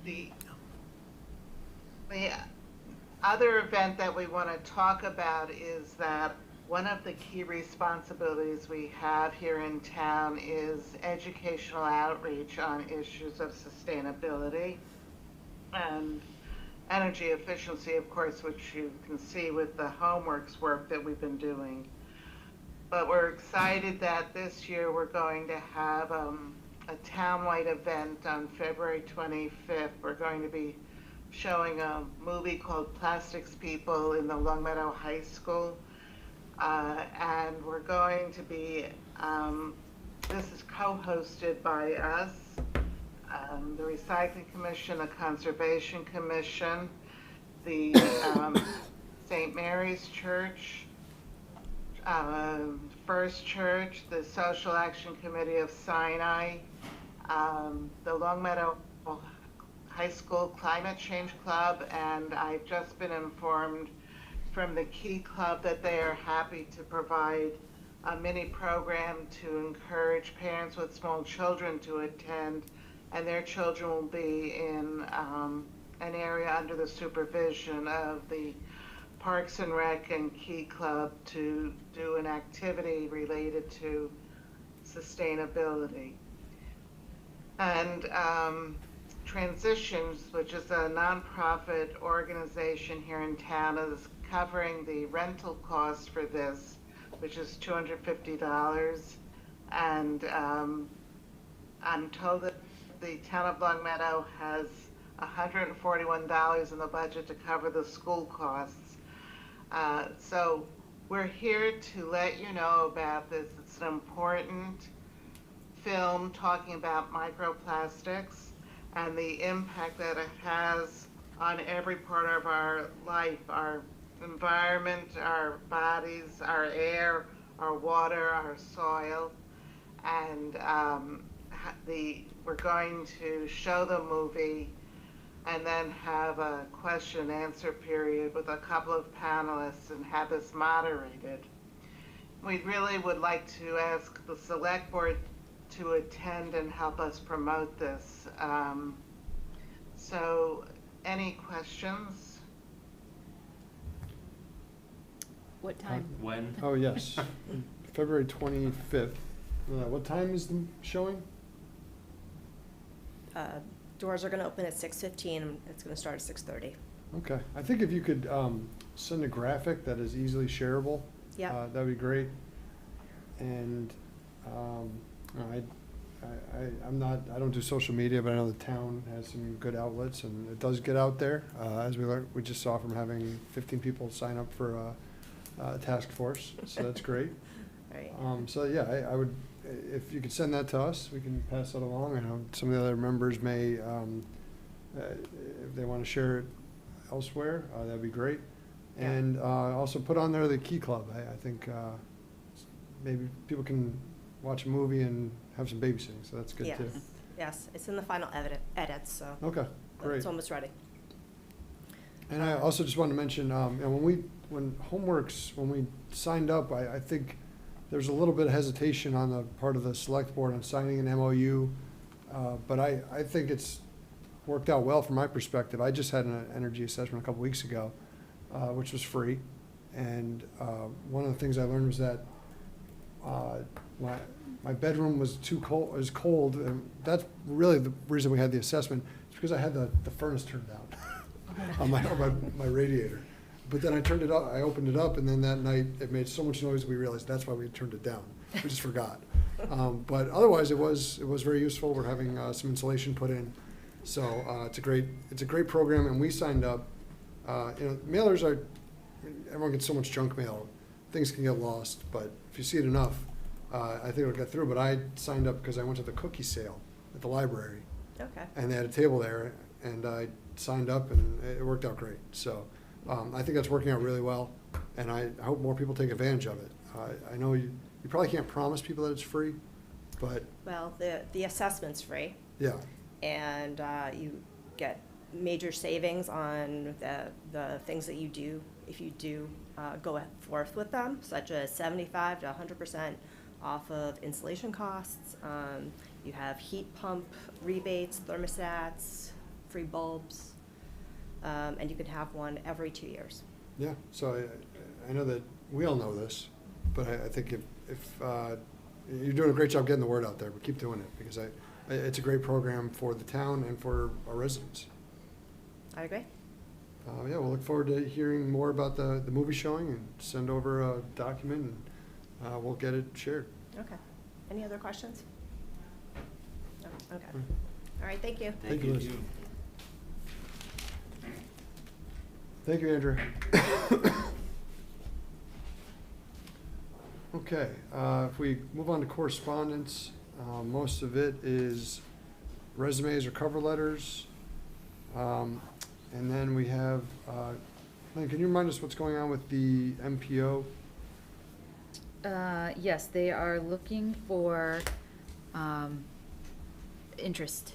If someone's interested in serving, to put your name in. They've agreed to keep the deadline for letters of interest open until tomorrow, because our board meeting's tonight. We received the letter, I think it was the day of your meeting on the 5th, so it was too late for us to get it in correspondence. And so it's Region 4 that has an opening. And if any of you are interested, we could submit your name. It's a Tuesday morning meeting, once a month or so. All right, and then we have a request for a nuisance dog hearing from the Pioneer Valley Yacht Club, and we're just working on scheduling that, Mike? Yeah, February 23rd. Okay. All right, anything else in correspondence? Seeing none, we'll move on to the town manager's report. Thank you. I have a short one for you tonight, and I was just looking up something related to it. So I'm happy to announce that we have signed a contract with Ludlow Construction for the Western Drive neighborhood. This is for the water main and sewer rehab project. Design was funded at the May 2025 annual town meeting, and then construction costs were approved at the November 2025 fall special town meeting. We're expecting work to begin in April, in a few months. Project involves water main replacement, sewer system rehab, stormwater upgrades, and road repair. It's over 12,000 feet of aging water mains that will be replaced with ductile iron pipe. There will be traffic delays and detours during this construction time, and we'll do our best to make that as least painful as possible. We're going to post alerts on the town website, social media, electronic message boards, and you can follow along on the DPW project page, longmeadow.gov/1037/water main work. And just an update that the site and design decision for the Colvest parcel on the corner of Williams and Frank Smith was issued on January 9th, and there is a 20-day appeal period before that permit can be issued for construction. And that concludes my report tonight. Happy to answer questions if you have any. Okay, go ahead, please. For the Western Drive water main sewer project, how long are we looking at that project being? I'm trying to pull up the contract right now because it had all of that detail in it.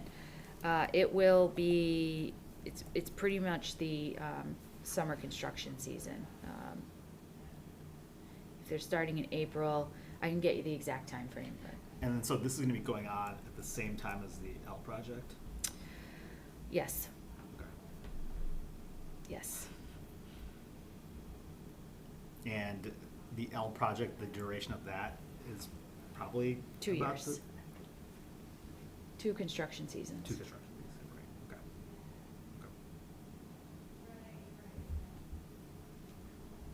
Yeah, traffic is going to be very challenging. And so we're promoting in January. We're getting benefits. And, yeah, I know you listed a number of ways it will be put out. This is not something we would want to do a reverse 911 call on, but I think, but we have to really harp on people to be prepared. I mean, it's not gonna matter. You can only, if you're going to Springfield, there's only so many ways you can do it.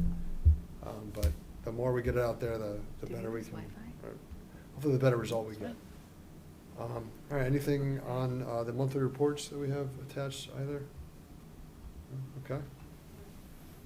We can move on to old business. We have a couple special select board meetings. I will entertain a motion to approve the Monday, December 29th, 2025 select board special meeting minutes. Make a motion to approve the 12/29/25 select board minutes. Second. All right, any further? All those in favor? Oh, I have to abstain from that. I wasn't there at the meeting. Oh, sorry, yes. Any abstention? Oh, the 29th, so do I, I'm sorry. Oh, that's okay. So I'll abstain. Okay. Now we got a couple of abstentions. You got that, Peggy? I'm sorry? We have, Abstain? 3. Abstain. Yep. Yeah, me and Andrew abstain. Yep. All right, and then January 5th? I will move to approve the January 5th, 2026 select board meeting minutes. Second. I have an additional comment. I forgot to email you, Peggy. I noticed it says widow instead of window. Says what? Widow. Thank you. Where did I see? It's on page 3. Thank you. So with that change in mind, all those in favor? And Shelley, you can abstain, I think, unless you watched. For the 5th? Yeah, it has you absent on there. Shall I abstain? Shelley was here. I was here. Who was absent? Oh, it says you're absent. trying to think of, on The the January 5th one? No. No, Oh, I was no. here. It says, all right, it says absent Shelley Maynard DeWolf. January 5th? No, I Were think you were. Oh, no, that was the one before. One before. I thought the one before I was. Yeah, you were here Yeah. last meeting. So we need to correct that. last meeting. Oh, was I was on Zoom. Okay, so that, we need to fix the minutes then. It says, Josh, I don't think you had a motion to approve that. well, these are just details here. I move we approve the minutes for January 5th with the aforementioned edits. Second. Okay, but it says absent Shelley in italics. Am I Yes, it missing does something? say Yes, so that is Okay, added in. so let's fix that. No. That being said, all those in favor? Great. And I'm not gonna do anything. Want to move or not, whatever. All right, and I will move to approve the January 12th, 2026 remote select board special meeting. Second. All right, Meeting minutes, sorry. Yes. We have a second. All those in favor? Any abstentions? abstention. Yes, thank you. Okay. Fiber Spring follow-up from presentation. So this is actually Vineeth's. Yeah, not Fiber Spring. But I think we thought it'd be useful to, because it's such a big project and because last week's, or 2 weeks ago, the presentation obviously couldn't capture everything, to just kind of take some time, if questions were coming in, to just talk about them and explain maybe some things that, didn't make it into the presentation, just to keep everyone updated on what's happening. So just a couple of things that kind of came in that I just wanted to, take a little bit of time to just explain or talk about. So there was some questions came in about the, kind of out years, the bond is paid off, and the revenues coming in. I mentioned that it was going to be somewhere between $2.5 to $3 million, and like what happens with that revenue. And so what we have seen Western Mass communities do, and I think has worked well when they've paid off their bond, is to then reinvest that revenue back into the system, and then basically lower everyone's monthly fees for their fiber internet. So, right now it costs $90 a month. Initially it cost $90 a month because you're also paying off this bond. But once that is gone, then the idea is that, moving forward, you can keep lowering the price of everyone's monthly internet. And that just becomes another way to make it, more affordable, to give people the chance to have internet at a very cheap price that is a very, high quality, good internet service. And, what we'll probably see is private companies continue to increase their internet pricing. And so, with municipal fiber, just like we're seeing with, gas and electric in these different communities like Westfield or South Hadley or Chicopee, where, in the winter they're paying half of what Eversource and National Grid communities are paying. That is, the idea for what will eventually happen with fiber internet. So that's kind of the most commonly used way to reinvest that money. The other option that we've seen some communities do is maybe on a one-off basis, the MLP can actually make a pilot payment to the town. And so that is something we just saw happen in Westfield, where Whip City decided to, they made an agreement with the town where they would pay the yearly principal and interest for them to redo all of their athletic fields. So it's like a $10 million project, and actually Whip City is going to take some of their revenue and they're going to make the payment. So, that the way that they've kind of sold it is to say that since they are serving as the ISP from other communities, they're saying, the money we're making from other communities, we're going to use that to, kind of pay for these athletic fields. But revenue is revenue, and so if that happens, so like something like this, like where this year we have the center school windows that need $4 million. This could be something where the town would go to the MLP and say, would you be willing to, do this for the town and give back to the town? And the MLP board could decide to do that. And so that's an option of, a way that the MLP could actually, invest or give back to the town for certain projects. And then kind of relatedly, the pricing model of how this works is with the $90 monthly fee. So that right now, the way that it's priced is that $27 of that $90 per month would go to FiberSpring to cover the admin, to cover the billing, to cover all of the technical support.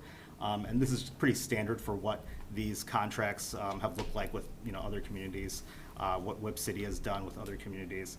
And if by doing that, by giving the $27 out of that $90 to FiberSpring for the admin, billing, technical support, as well as just being the ISP and actually running the network. We are not having to add a single employee to do this. We're not going to be asking anything of our DPW or any other town staff.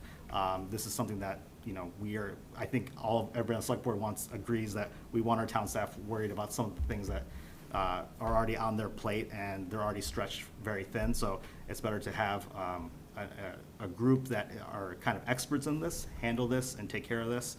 And so that's kind of how that relationship is. And then also, I think this is going to just take some education in out in the community. But some other people have kind of asked questions about why wouldn't we pursue like a 5G like wireless, or why wouldn't we try to welcome like a 5G? And I think some of the misconception there is that just because 5G or like Starlink is they're like newer terms, doesn't mean that they're actually like more advanced than fiber. So like 5G is really, it's just basically radio frequencies, and so it's still kind of tethered and a part of this very outdated, like old radio frequency system. And so there are limits to how much, how fast it can go, what it can do, and it would take, I think major technological advances, infrastructure, investments to really make significant advances in that, and that's like not guaranteed at all. And then something like Starlink's a great option for rural areas or third world countries, but it's not something that is really going to be able to provide speeds for the use of like a town like Longmeadow, and especially the use that folks will need moving forward. So that's just, I think, just going to take some education, and I think as they explained, FiberSpring explained last week or our last meeting, this with fiber, it's like as long as you have the fiber optic cables, it's just about changing basically your like router or the technology on the other end of it to advance its speed. So so it's a lot less. There's not as much doubt there for advancing technologically. And then just had one person kind of reach out about Gateway Fiber and what had happened with Gateway Fiber, and I had already provided updates on this over the summer, but just I know it's this project, all this has kind of gone on for years, so it's kind of hard to keep track of everything. But I guess the latest update with Gateway Fiber was that the town met with Gateway Fiber in July of 2025, so last year. This was the second time that the town met with Gateway Fiber, and the town, and I think to Lynn's credit and our legal counsel's credit, they've expended a lot of resources in educating Gateway Fiber about what is needed to actually come into a town like Longmeadow. Usually these companies, they come in, everything's already ready, and they're good to go, but that was not the case here. We had legal counsel even attend the last meeting with Gateway Fiber to explain the process to them. And so they have all the information that they need if they are interested in moving forward in Longmeadow. It's really just the ball is in their court.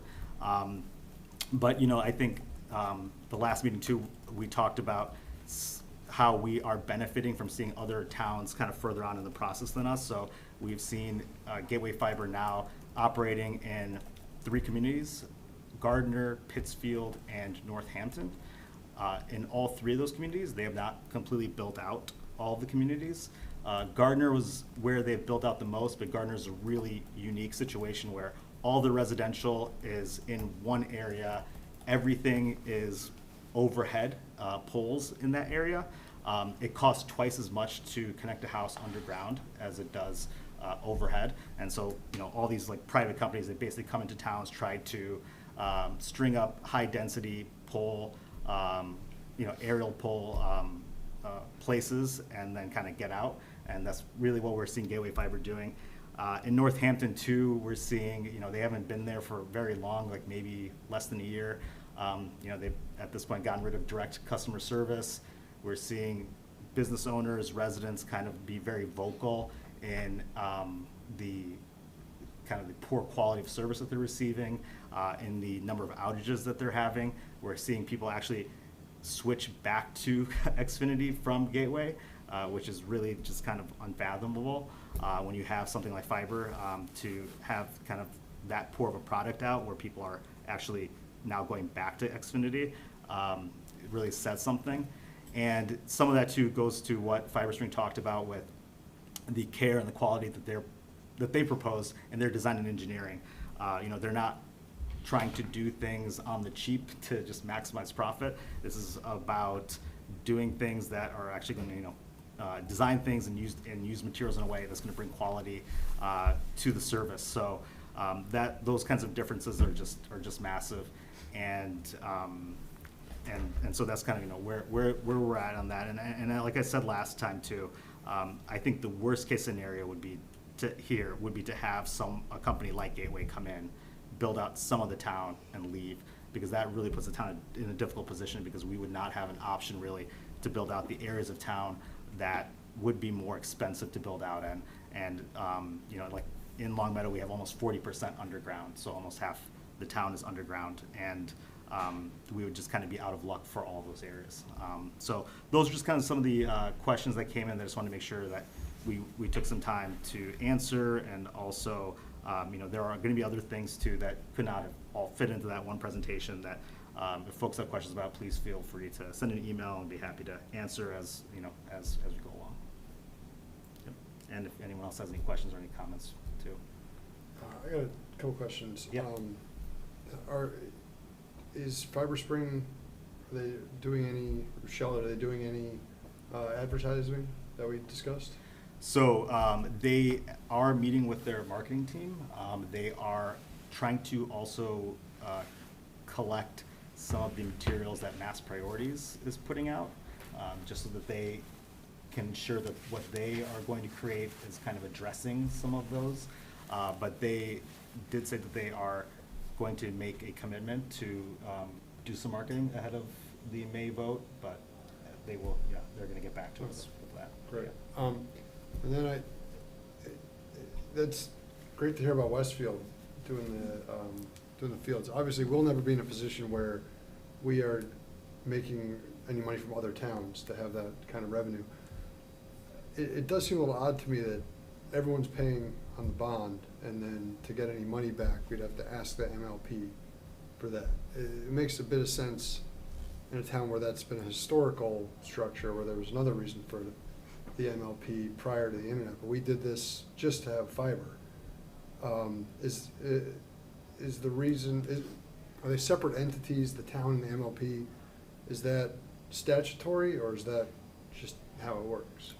Yeah, that is statutory. So the MLP is it's just its own thing. It's independent. I mean, right now we are the MLP. The select board is the MLP. And that's just kind of how it starts out. And then last May at our annual town meeting, we had that article pass for the special legislation to give us the option of either doing an election for an MLP or to appoint an MLP. That is still going through the legislative process. It came before a committee in the fall, and Lynn submitted testimony in favor of it on behalf of the town. But we're just waiting for that to go through, and then when that goes through, then we'll have to have a conversation about you know, what we want to do to populate the MLP. Yeah, I just think it would be important if things go as well as we want it to, that this money is available for other uses, not necessarily just lowering prices, which is great, but that doesn't affect the whole town. I just think if everyone's paying for it, everyone should get the benefit of it in the long and the short term. Yeah, Andrew? I think this is a great opportunity to kind of like bring up a lot of points that have come up from people in town, so thanks for bringing this on the agenda. So just you've answered, I've got a ton of questions from people. They were generally very good questions. I think it's natural for people, this is all new to everybody, right? So we've been talking about this for a long time, so it's kind of a new topic to everybody. Vineeth answered a lot of those questions. Probably just a few that I thought would be valuable to bring up. One is that what we're already talking about. So it is not true that the profit, I'm asking, this is a question.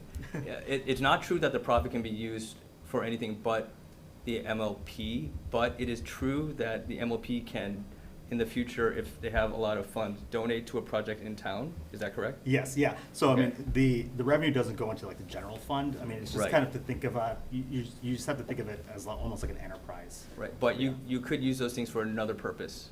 The MLP could donate to something, like what you're saying. Yeah, So it's like it that's takes an the form important of like a distinction, pilot yeah. payment, basically, from the MLP to the town. Okay. Yeah.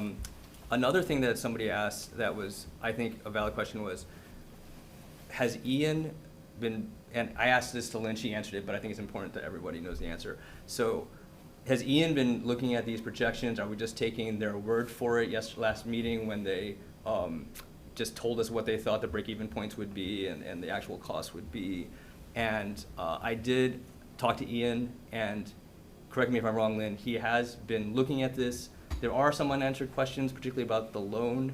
He was saying to me that, so this idea of a balloon payment at like 20 years, that some people might look at that and say, you know, that's kind of like a little bit disingenuous, you know, you're doing this large payment of millions of dollars at year 20 to keep the initial payments low to kind of make it more palatable. But so it's kind of like kicking the can down the road. But he pointed out that if you do an override, you can't do that apparently. Like you can't go more than 20 years out. And if you're going to do more longer than that, then you have to not do an override, which of course will affect our tax ceiling situation. So he said he wanted to look more into it. I told him it would be good, I think, if he came before us at some point to give us his take and his objective opinion about what they presented to us. Mhm. Is that, do you agree with like what Ian was saying about the loan? Yeah, I know that he's looking into it, and I do agree that he should come forward to you to talk more about it, especially as we talk about setting a warrant. I think those are gonna be really important things that we include in the explanation, and, you know, that you have the information you need to explain to constituents. Yeah, absolutely, yeah, and he did attend a meeting, at least one or two Yeah. meetings with Fiber Spring and their finance people, and so he met with them and then, yeah, has been looking at their Absolutely. financials and everything, yeah. And then another question, and it might not be decided yet, but somebody asked me, is the warrant article for borrowing like 27 or $30 million, or is it some lesser amount? Like, because it's incremental, or maybe we don't know yet. No, so generally, when we do projects like this, we get authorization for the full project amount. We don't necessarily borrow that full amount each time we go to borrow. We wouldn't necessarily borrow 27 million because we don't need that all right now. We would borrow it in the phases that we need it for construction. I'm glad you asked that, because I did, when we first started discussing this, I thought it was multiple rounds, which you're not gonna borrow 8 million and then find And out ask you're not gonna again. borrow the rest, yeah. Yeah, right. So Which, the town gets permission to do it, and it's at the discretion of the town, I see. And I think this was the same as like the middle school Yep. project. Right. We It got the wouldn't- full authorization, it's not all borrowed at once. Right. Yep. Yeah.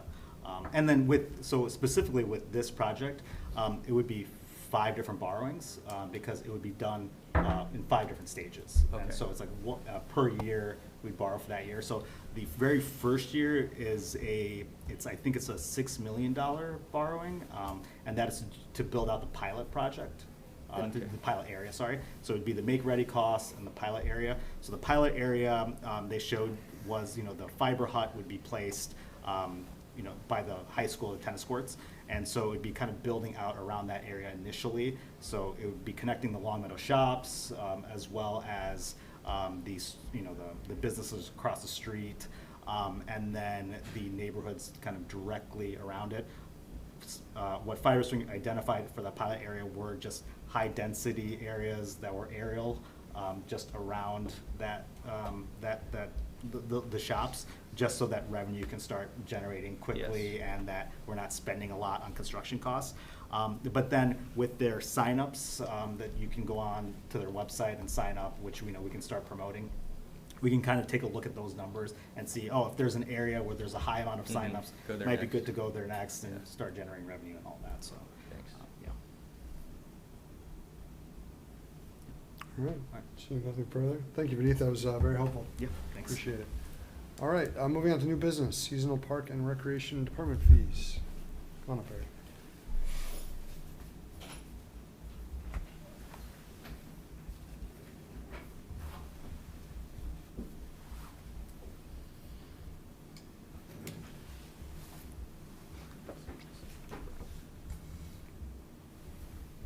First, thank you very much for putting this on your very long agenda. I appreciate that.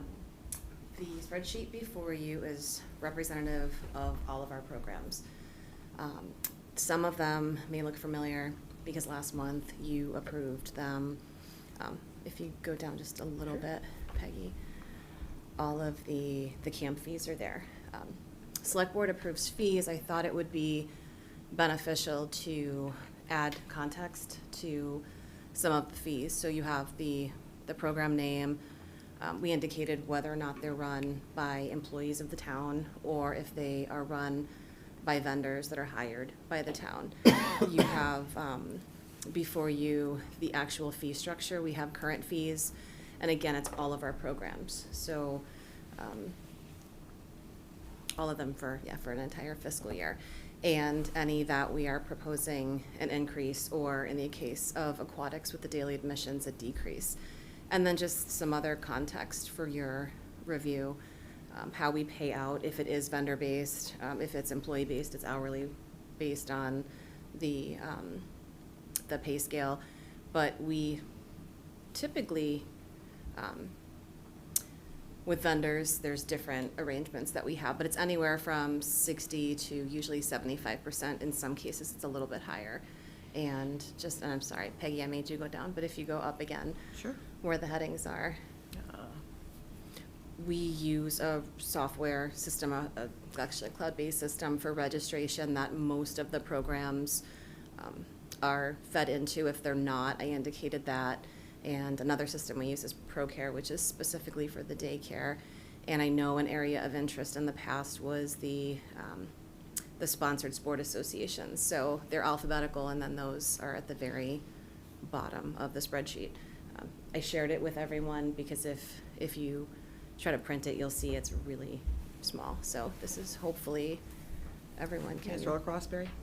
Yeah. I added notes where I thought it may be useful again for context, and then they're alphabetical based on content areas. So you'll see everything from adult programs and aquatics to sponsored sport associations and everything in between. We have different compartments within the department that we kind of itemize our programs. So we have categories, and you'll see that as well. So I know this is kind of a large question, but can you explain how your Parks and Rec funding works and how these fees that we're looking here slot into that? They all of them go into the recreation revolving fund, which is interesting. All department heads are having our budget meetings with the town manager's office and finance, and that's primarily the discussion of the general fund and how that's appropriated. None of this is appropriated. This is all filtered through the recreation revolving fund, which was established, I think, in 1992. Most municipal recreation departments have a recreation revolving fund. They all function differently. Some are large scale like ours. Amherst has a pretty large revolving fund.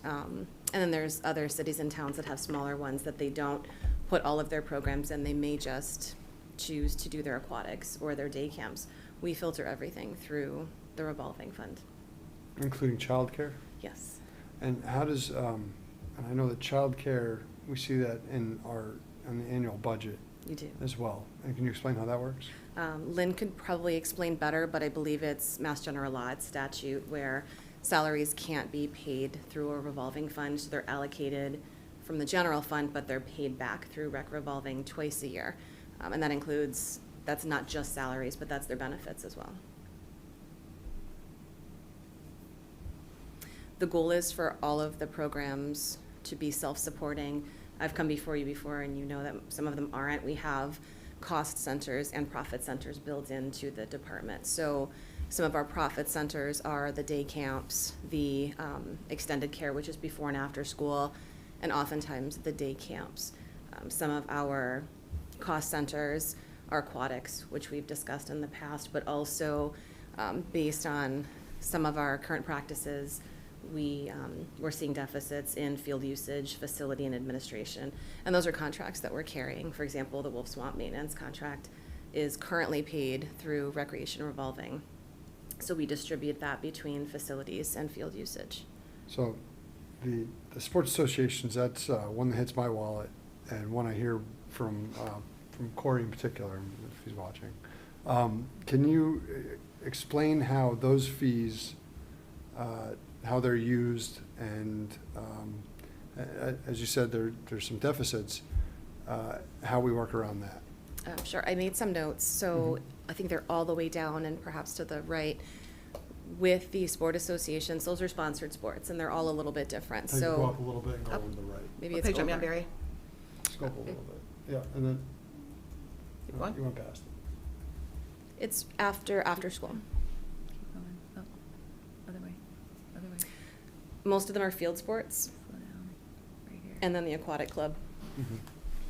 And I believe we instituted, I know we have record of it, and then perhaps it's in the notes here, but it was about 10 years ago where we began to implement the fees. We were seeing the need for increased maintenance, outsourced maintenance. Not all facilities have bathrooms, for example. So much of the $15 per player fees goes towards Sandy cans in all of the parks where we don't have restrooms. And even the parks that we do have restrooms, for example, Wolf Swamp is a very large area. We are not able to unwinterize when the sports begin in March, and then we have to winterize before they're actually done in November. So we have bathrooms, those run anywhere from $225 to upwards of $300 per month. A lot of that goes there. Oftentimes DPW, we will supplement, so aside from their budget with things like field paint, small equipment purchases, we've done that in the past. And then of course some of it goes to offset Wolf Swamp. So this board famously does not like deferred maintenance and trying to make up for lost ground down the road. Are there fees that you think are too low, that are holding back our maintenance? As far as program fees or? Any fees? I don't think so. I think we really try to take a thoughtful approach. We segment all of our program areas. So, for example, after school is listed now. When we look at after school, we look at our pricing. We factor in the actual, we make mini operating budgets for some of the larger programs. So what it costs, that happens to be a staff run program, what it costs to run the program. What it costs to staff the program. With after school, we have transportation costs. And we also look at, on top of that, we look at what our competitors, we benchmark. And we usually do that around this time of year. This is usually when, especially in the camp sector, when our competitors, our benchmarks, are setting their fees. So we also look at that. We look at how we're different. So we look at value-added components to all of our programs. So we often find ourselves very much in the middle in terms of pricing, but we also try to look at value-added components. For example, with the day camps, we did go up, and that was what I brought to the select board last month. But we're also looking at value-added components, bringing in speakers, doing supplemental activities, things like that. So when there are fee increases, we can show that to our parents and our families.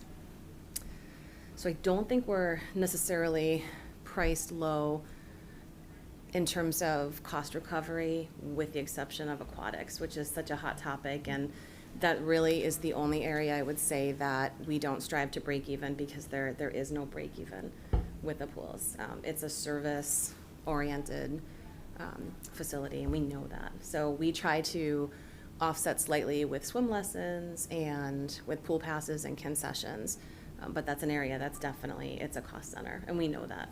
And I certainly appreciate that, and I'm glad you have given us some information, and I would like to keep it coming on the aquatics. We talked about this maybe a month ago. I don't mind that it's a cost center. I'm worried about some of the capital costs, but the more it's a cost center, the more it's something we have to, I think it gets a harsher eye. So I hope we can turn it around and have a good summer. We have two working strategies. One is, and a lot of it is based on feedback from last summer and things that we knew, and also from survey results. And one is in terms of facility enhancements, and one is in terms of program and service enhancements. The timeline for the facility enhancements unfortunately won't match the beginning of the summer season, just because the primary funding source is the CPC. So we won't vote on that until you won't vote on that until May, and we will not have funding until July, which is into the season. So one of our working strategies is program enhancement. So looking at what aquatic programs we currently offer, how we can enhance them in terms of adult programs, swim lessons. We have a lot of different initiatives that we're working on in that area. And then hopefully throughout the summer, we can bolster the facility component, all while addressing capital needs. Mm-hmm.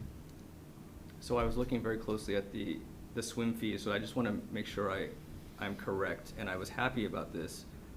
So we're decreasing the fees by $5 for a daily and $7 for a daily. We're doing a rollback. We're trying to see if decreasing the cost will increase utilization, and that's Correct. what we want. So I think that's a good thing to do, because we were worried it was being too expensive.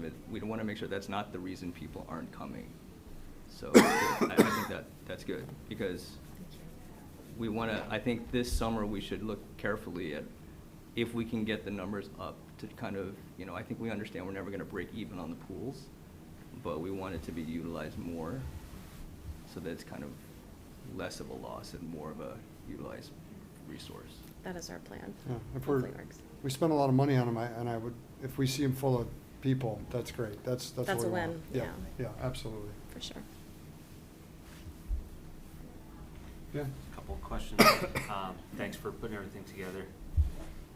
So on the vendor cost, I'm just curious, this is like a third party that's hosting the dance, for example? This isn't like a software cost or something to collect the funds, or is that all included, or? Correct, it's a vendor. So we have different, and those are contracted vendors, so they're not employees. Taking dance, for example, we do all of our own registration. That's a quality control for us. So 68% of the fee, depending on the class. So if you take the $225 class, the vendor would get 68% of that. With our percent, we would cover our cost, which would be a portion of the cloud-based registration system, admin. We'd go to offset any of our other compartments. And then the other question, because I had thought that it was like software mixed into that. Is there one solution that you're using from like a software perspective to collect, all of the user fees? Or it sounded like maybe there were a couple different ones, and I'm just seeing if consolidation might be an option. I think it is long-term. We use a cloud-based system. We used ActiveNet for years, and they got very expensive. They have different modules. We primarily use a registration module. We have a reservation module. We have a point of sale that we use at the pools. And we found MyRec to have lower fee structure, and they're very user-friendly. Where the deficits are with some of the adult programs. You might hear them when you have your meetings. We have Zumba and other various adult sports, and a lot of those are cash-based. So we're trying to eliminate the cash base. It would just require more staff training, more software to have something, not an Apple Pay, but something similar to that where we could eliminate cash completely. We haven't been able to do that just yet, but we use MyRec for almost everything. Thank you.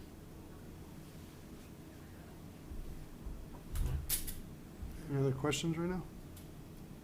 No? All right, great. Well, thank you. Let's make this part of a continuing conversation.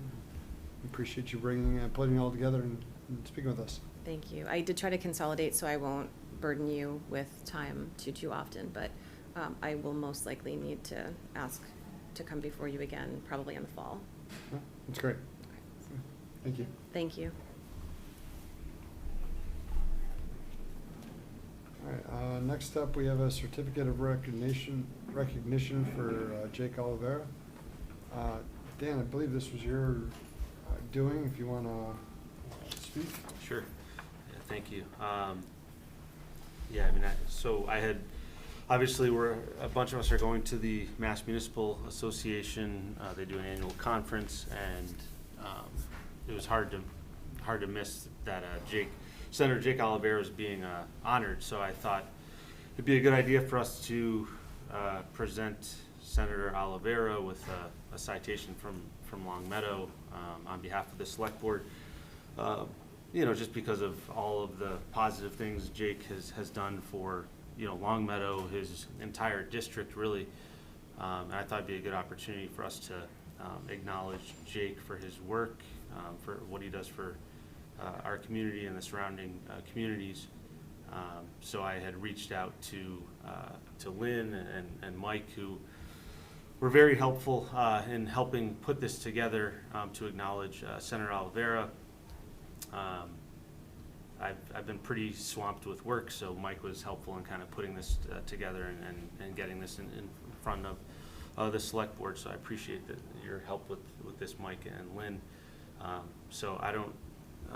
Do you want me to read this or?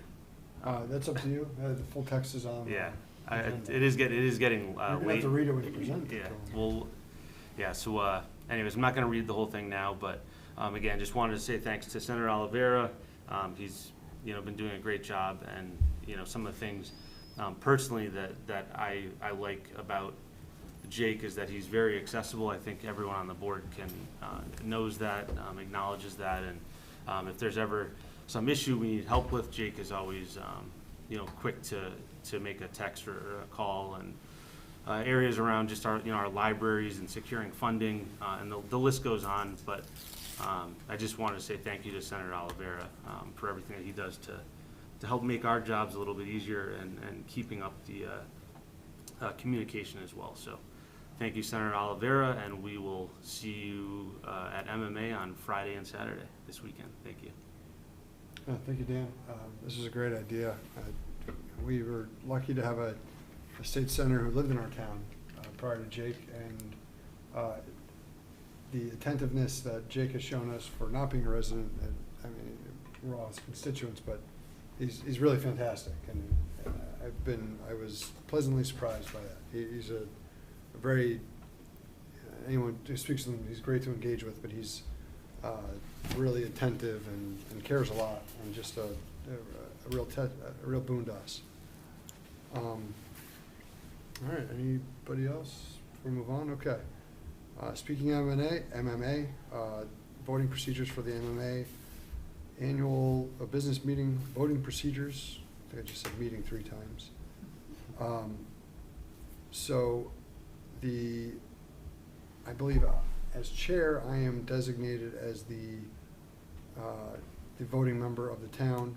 The curse of the MMA continues. I am unable to attend. So I think we have to designate in writing a voting member. So I think just going down the line, I would designate a vice chair. Beneath, you're planning to attend, correct? Yes, but I will not be at this meeting on Saturday. Okay. Our clerk is Shelley. And There's food. Or could we also? I think you Yeah, you can. could also nominate Lynn to do it. Oh, okay. Yeah. Or the manager designated in writing by such chair. How would you feel about us designating Lynn? I'm good with that. I don't even know what this is. It's the first time learning, so. You want Lynn to be designated.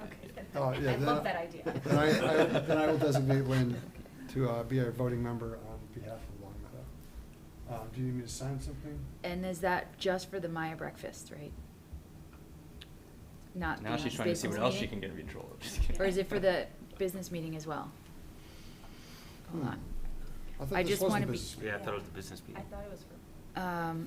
Oh, apologies. I was thinking of the Maya breakfast, which is Saturday morning. Saturday morning? Maybe it's the same thing. 'Cause No, it's not. oh. This is the Mass Municipal Association. Their annual business meeting, so that's fine. We also have the Maya breakfast, which I don't know that you actually have to vote to designate someone, but there is a vote at that meeting. Then I designate you as Okay. well for that. We'll just throw that in here. Go forth.